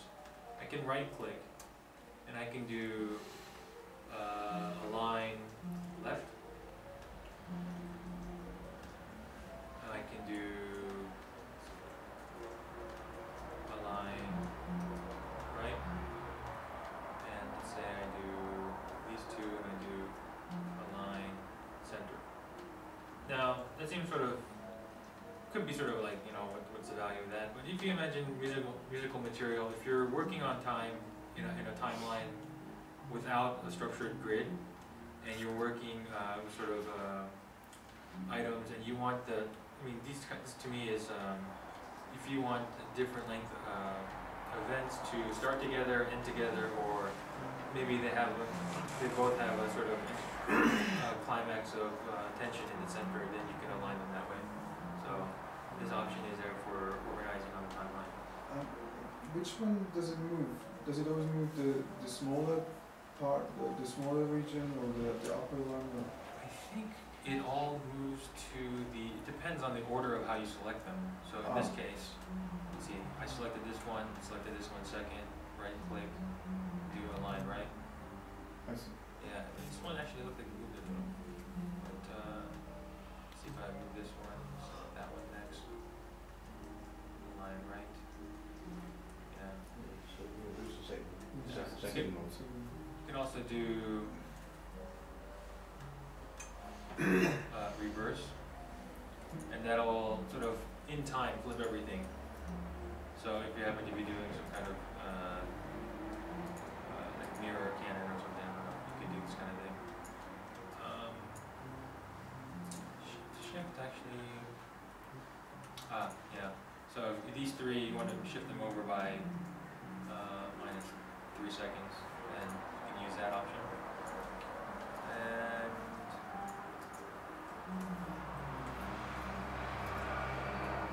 yeah, okay. I think for general, you know, operations with sound objects, it's a good introduction to, you know, feeling comfortable with moving things around.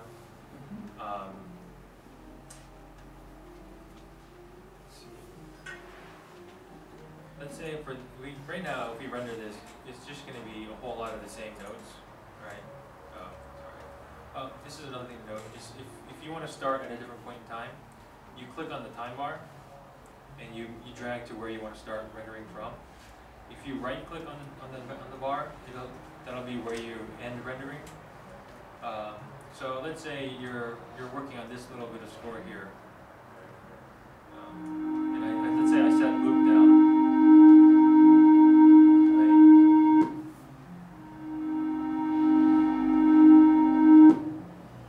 Yeah, when you're composing and you're working, let's say you want to do only this layer between this amount of time, and you want to loop through that area. You can set this kind of value and keep looping and looping so that you're as you're working, modifying things. You can also select an object, and this is actually something I need to fix. If you have the API on, sometimes this can crash, and it may crash on me. Auditioning just that object, it'll play just the contents of that object, and it looks like it just crashed on me. Yeah.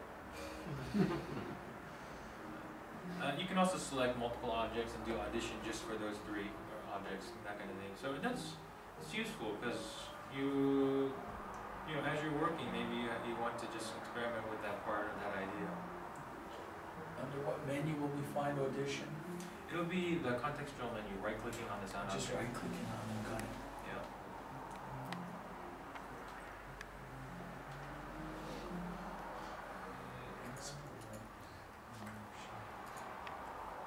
Yeah, I think I found a lead as to why the auditioning is broken, so that should be fixed in the next release, probably next a few days after the conference. Yeah. There's an audition list, right? Put up a new example.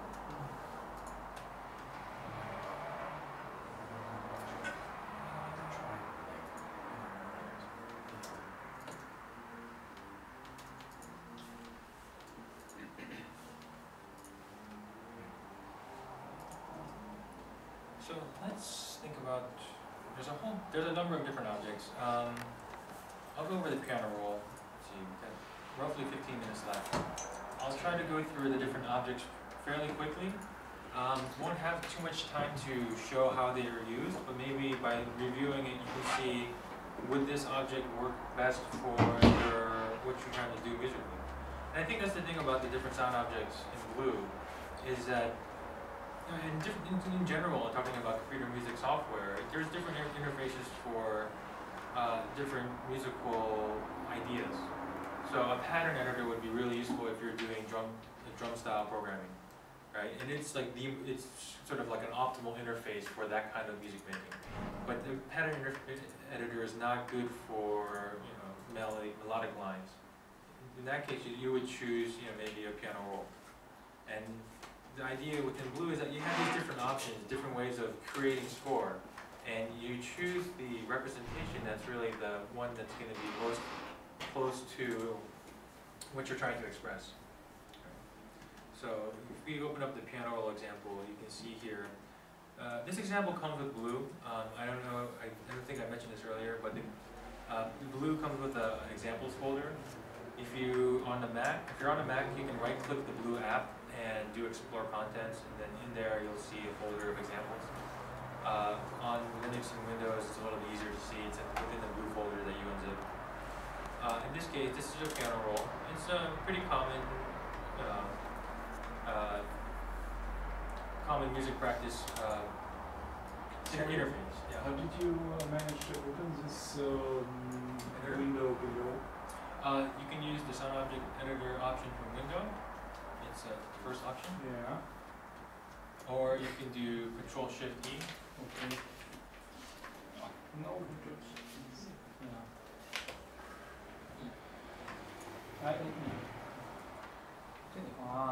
Okay, you good? Okay, so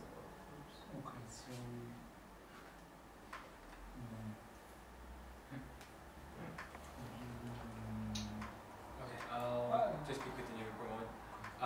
The piano roll editor has a properties tab. You choose what is the instrument ID for the notes that are going to be generated.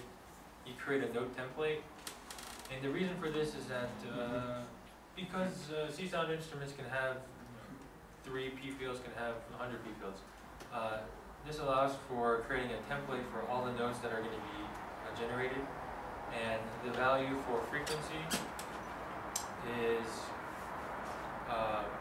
the one replacement value that you get from the note here, as well as the instrument ID, the start time, the duration, and then other values.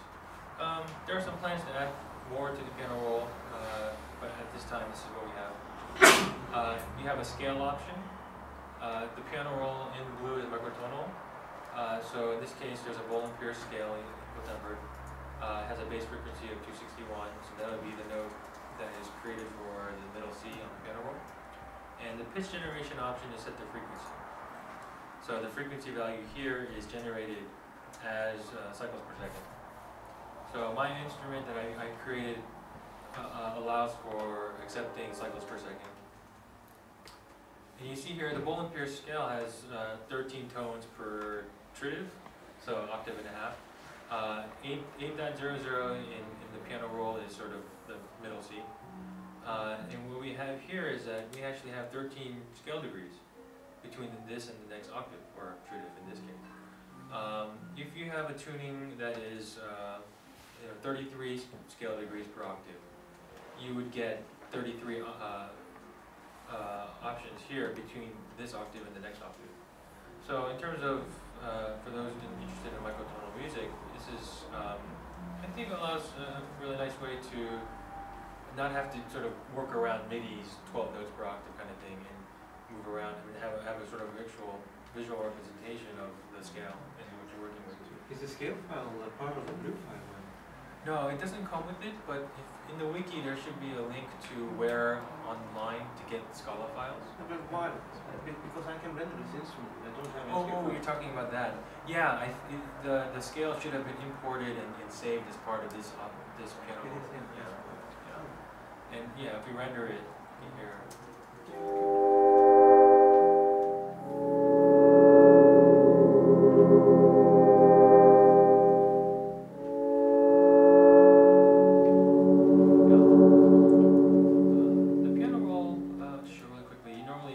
Shift and you click to create a note. You can then, copy and I think you can paste. No, how that works. I don't think you can copy and paste in here, but you can. You can select, different items. You'll see the green arrow here to help see where you are on the scale, and then you can move items around. This too also has time properties for snapping and how to display, much like the timeline. How did we get to this? Oh. Yeah. Okay. Yeah, that's one part here. This arrow, sometimes people miss it. Okay. For the time properties.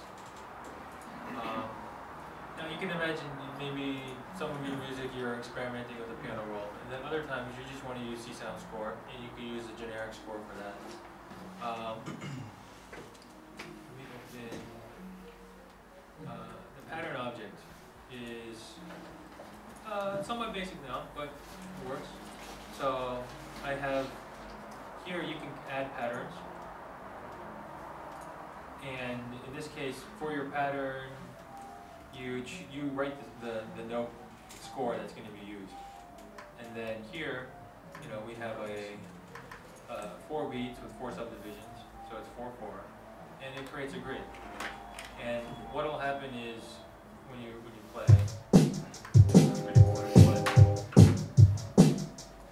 But you can. Why might I not be seeing the pattern? I'm with it. I don't see it at the bottom. No. None of us see the pattern. You may have to. There's an extra little window, draggable thing there. I see it here. Yeah, that's a sort of like a visual for debug. It sort of opens up with it, like sort of collapsed like that. It's above pattern score. Yeah.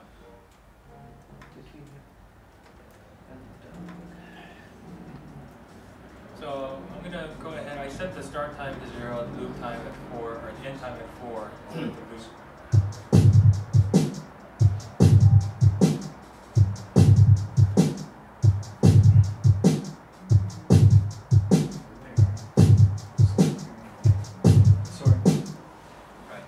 So you can see there, what I did was in real time, well, mostly real time,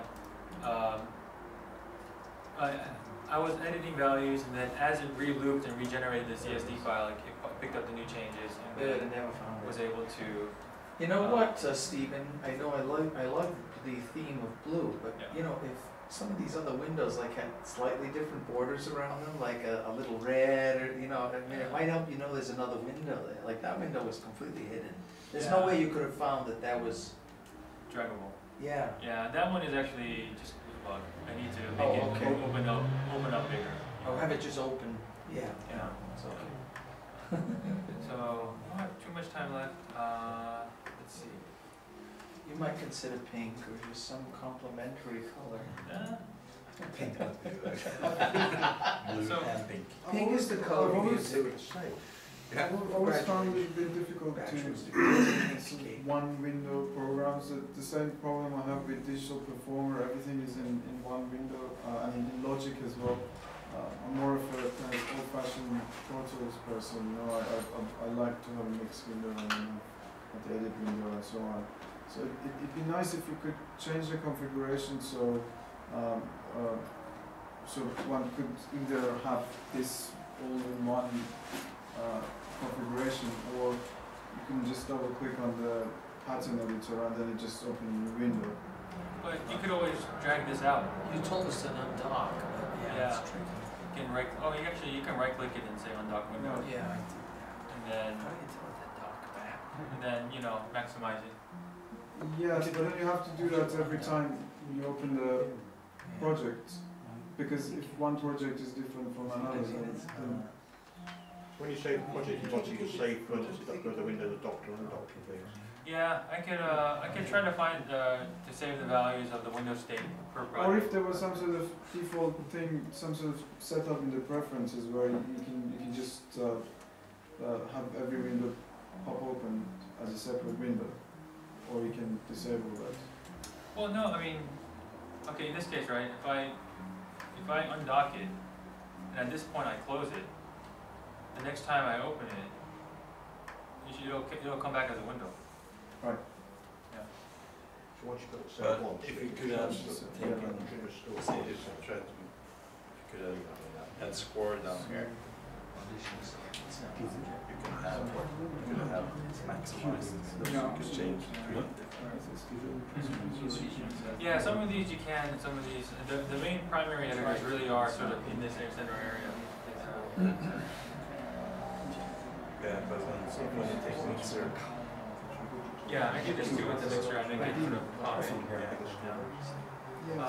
Okay, just to cover the I think we're running out of time, so I wanted to cover the mixer, right? So the mixer here in a project, if you right-click the window option, there's a mixer menu option. It should pop open this mixer. You may come in as pinned like this. What I normally like to do is click this to make it pop in when you need it, and then disappear when you're away. The blue mixer is meant to be just like a normal sort of console mixer that you may see in a lot of programs. Now my instrument here, I have the pvoc.blue project open. You can see this instrument is just using phase vocoder. It has sort of a time pointer, so where in the phase vocoder file to be playing, and the space is sort of stereo penning, and then what file to use, which is, in this case, they're all set to this hello on vector triple NJ phase vocoder. And then it's using blue mixer out, that pseudo output I mentioned earlier. Alright. Now there's 3 instances of that instrument, and they're all set to be. So once you add an instrument, another channel is created in here. There's a draggable area here. If you right-click in the next section, you can add sub-channels. So if you want your outputs from your other channels to go to a sub-channel before going to the master, you can do that using this. So I'm just going to go to sub-channel 1. Each one of these has levels set, so a dB. And here you can add different effects, either before and after the fader. In this case, I don't have any current effects added to any of these channels. What I am going to do is add a reverb. In this case, you guys may not have anything in your effects library, but I'll revisit this in a moment. So in this case, I'm going to add a reverb SC to all the master output. And once I double click it, it shows the editor for just that reverb, right? Now, where did this all come from, right? Now, if you right click here, you could add a new effect directly. Or when you do add effect, it comes from your effects library, right? In this case, if I go to tools and go to my effects library, you can see I have quite a number of them, different options. And this uses the same editor as Lucid Builder, right? So you have your same options for widgets, you have your code, and the code here you can see it has X in, X out. Right now, that's set from these input and output values here. All effects are generated as user-defined outputs. It's a sort of implementation detail. The mixer is set up such that it makes calls to all these different effects. You can have multiple effects being called in that chain. And in this case, the reverb output or effect I'm using is just this reverb SC. It's using this knob value wet dry and this feedback and cutoff. And these are all values that are comes in from our widgets. So the same skill set that you use to make an instrument, you can now use to make an effect. To me, the effects have been much more effective for sharing between projects. Because everyone has a different way of creating instruments, but once the signal is generated, if you're working in stereo, or you could create effects with more channels, but once you're doing that, everyone has the same conception of using a compressor or adding a delay or chorus. And if I was able to use BlueShare from this network. BlueShare, okay. So I don't know. Under tools, there's an option called BlueShare. I think it's not hitting the network, which is why it's a little bit frozen. I'll show you. So if you go to the Blue website, you'll see this, right? And you'll see BlueShare on the left, instruments and effects. These are instruments and effects that people have shared to BlueShare from within Blue. And you can see here that the latest instruments and the latest effects list of things that people have contributed. Within Blue, yeah, I can't find Is it. there an option to just import all of BlueShare? There is not at the moment, but I can create that. Shouldn't be too hard. Once Blue, if Well, I mean, it would seem like any of us would want to just stuff it as we were Yeah. getting going with a bunch of effects and instruments that we made already. yeah, it's true. And of course, we want to make our own, Yeah. but But no, it's a great resource actually. People have contributed some really nice distortions and different compressors and very common effects that come up in the studio. So once BlueShare opens up, you can browse a list of instruments and effects that people have contributed, and then say import. It'll go straight into your library, and at that point you can drop it into your project and experiment. And could it also be possible to use those effects without using Blue? I mean, just with csound, it's another editor or not? you can do this. You can take a effect and you can export it to file, Okay. and you'll get an XML representation of the effect. And then from there, it's easy to take the code and modify it. Also, if you really need to, you can right-click this and do edit effect, and you will get the editor and actually manage the code. Yeah. This kind of thing. So now talk about the values here. What's automation, right? All of our parameters in our instrument UI widgets are if they're set to be automatable, we can automate them.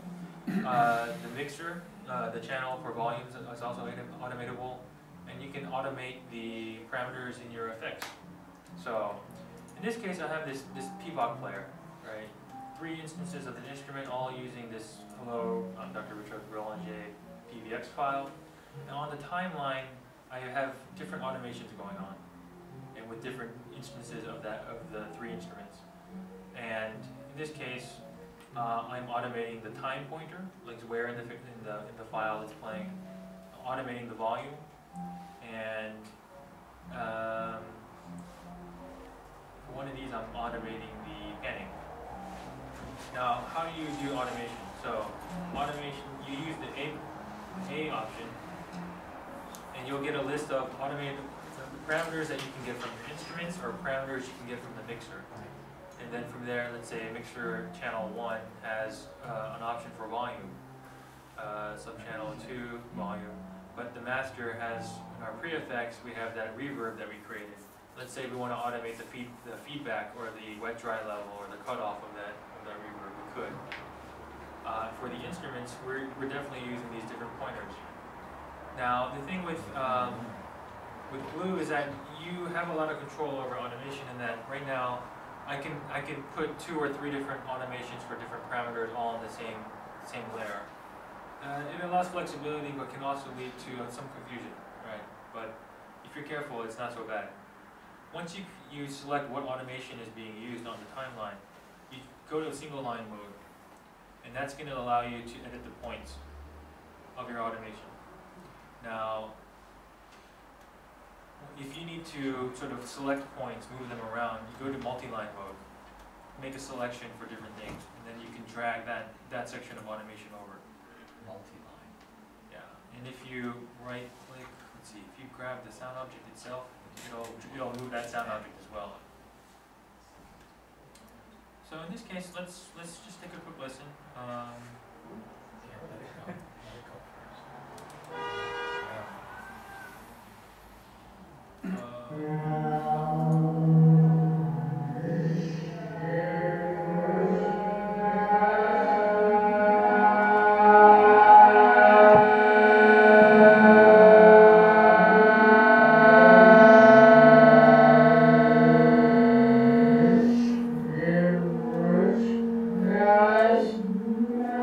That's what I sounded like after the concert. John had bought me a couple of beers. I told him I only wanted one. I said, put it, little recording for Stephen's lecture today. But this is, you know, like, you know, there's a lot of different kind of musical ideas you can express here, right? If you're working with notes, you can do that. If you're working with sound, you can do that too on a sort of lower level. If you're working with phase coding and things, you can automate these different signals and create sort of sound escapes, you know. And there are, you know, if you right-click, you can choose. I'm in the single line mode. We're back to score. You can choose audio files to put in a WAV file, so that's really easy. External, didn't have a chance, probably should end soon, but some of the things actually I use a lot is the Python object, which allows to do Python scripting to generate scores with Python. Rhino object allows it the same with JavaScript. The external object allows to run an external program. So let's say you write Perl scripts, you could do Perl code here to generate notes. Or use CMask. I know Jan Jakob Hoffman often uses CMask here with the external. You also have a tracker, which is like I don't know if anyone uses trackers here. It's a sort of class of software. Renoise is a tracker, I think. You have a couple of older objects for like the lines. You have Object Builder, which allows you to do scripting, but also add an interface, just like Lucent Builder, where the values from your knobs and things are going to get replaced in your script. So if you're, I can show that one right.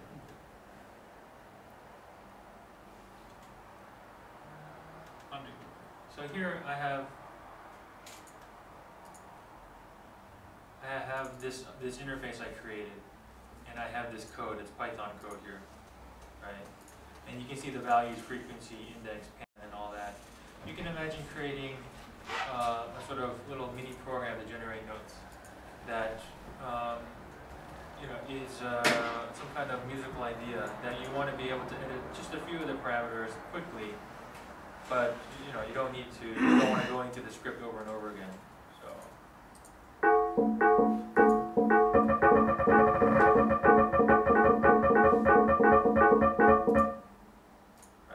So, I mean, in this case, the script generates a sort of slightly accelerating, slightly decelerating note repetitions. And let's say musically, I'm trying to compose. I want to say, oh, what's it sound like with, you know, oh, sorry, I didn't edit enable. What's that sound with, you know, 17 notes? You know, what's that sound with 5 notes? You know, you can build this kind of little interface for yourself for your musical idea. Also, JMask. I think this will come from the examples.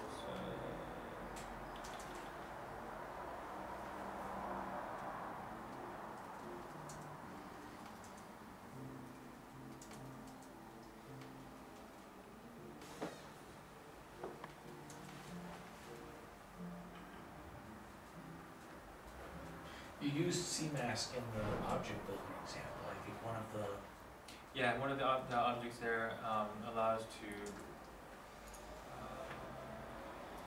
Sorry, I'm trying to see if I have a JMask example. Actually, may not. Okay, well, one of the object builder examples here, you'll see it's an interface, but it's actually using a CMask script, and it's replacing some of the values here in the mask with values from my interface. So you can make a sort of interface to CMask that way.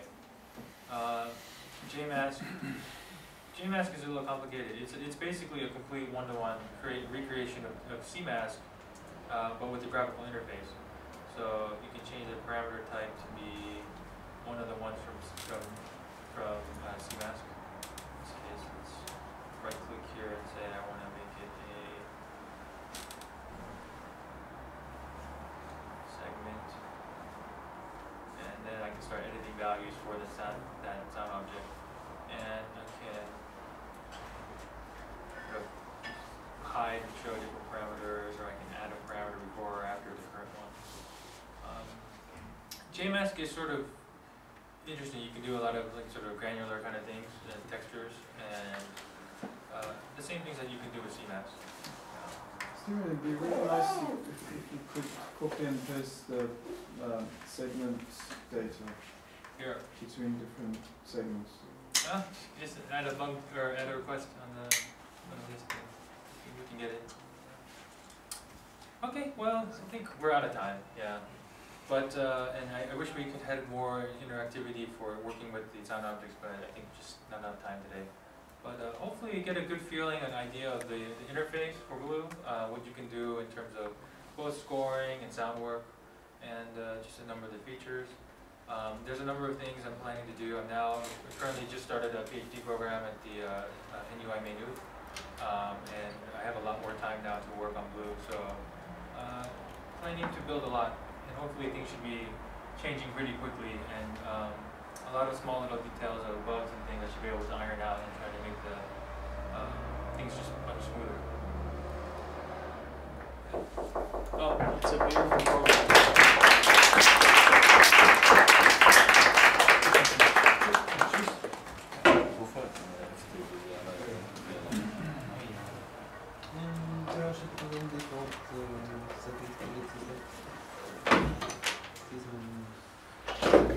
Request a feature under the help menu. There is. Yeah. There's also the donation. Hey, I found that last time I was in the program. No, there's the request a feature and also the It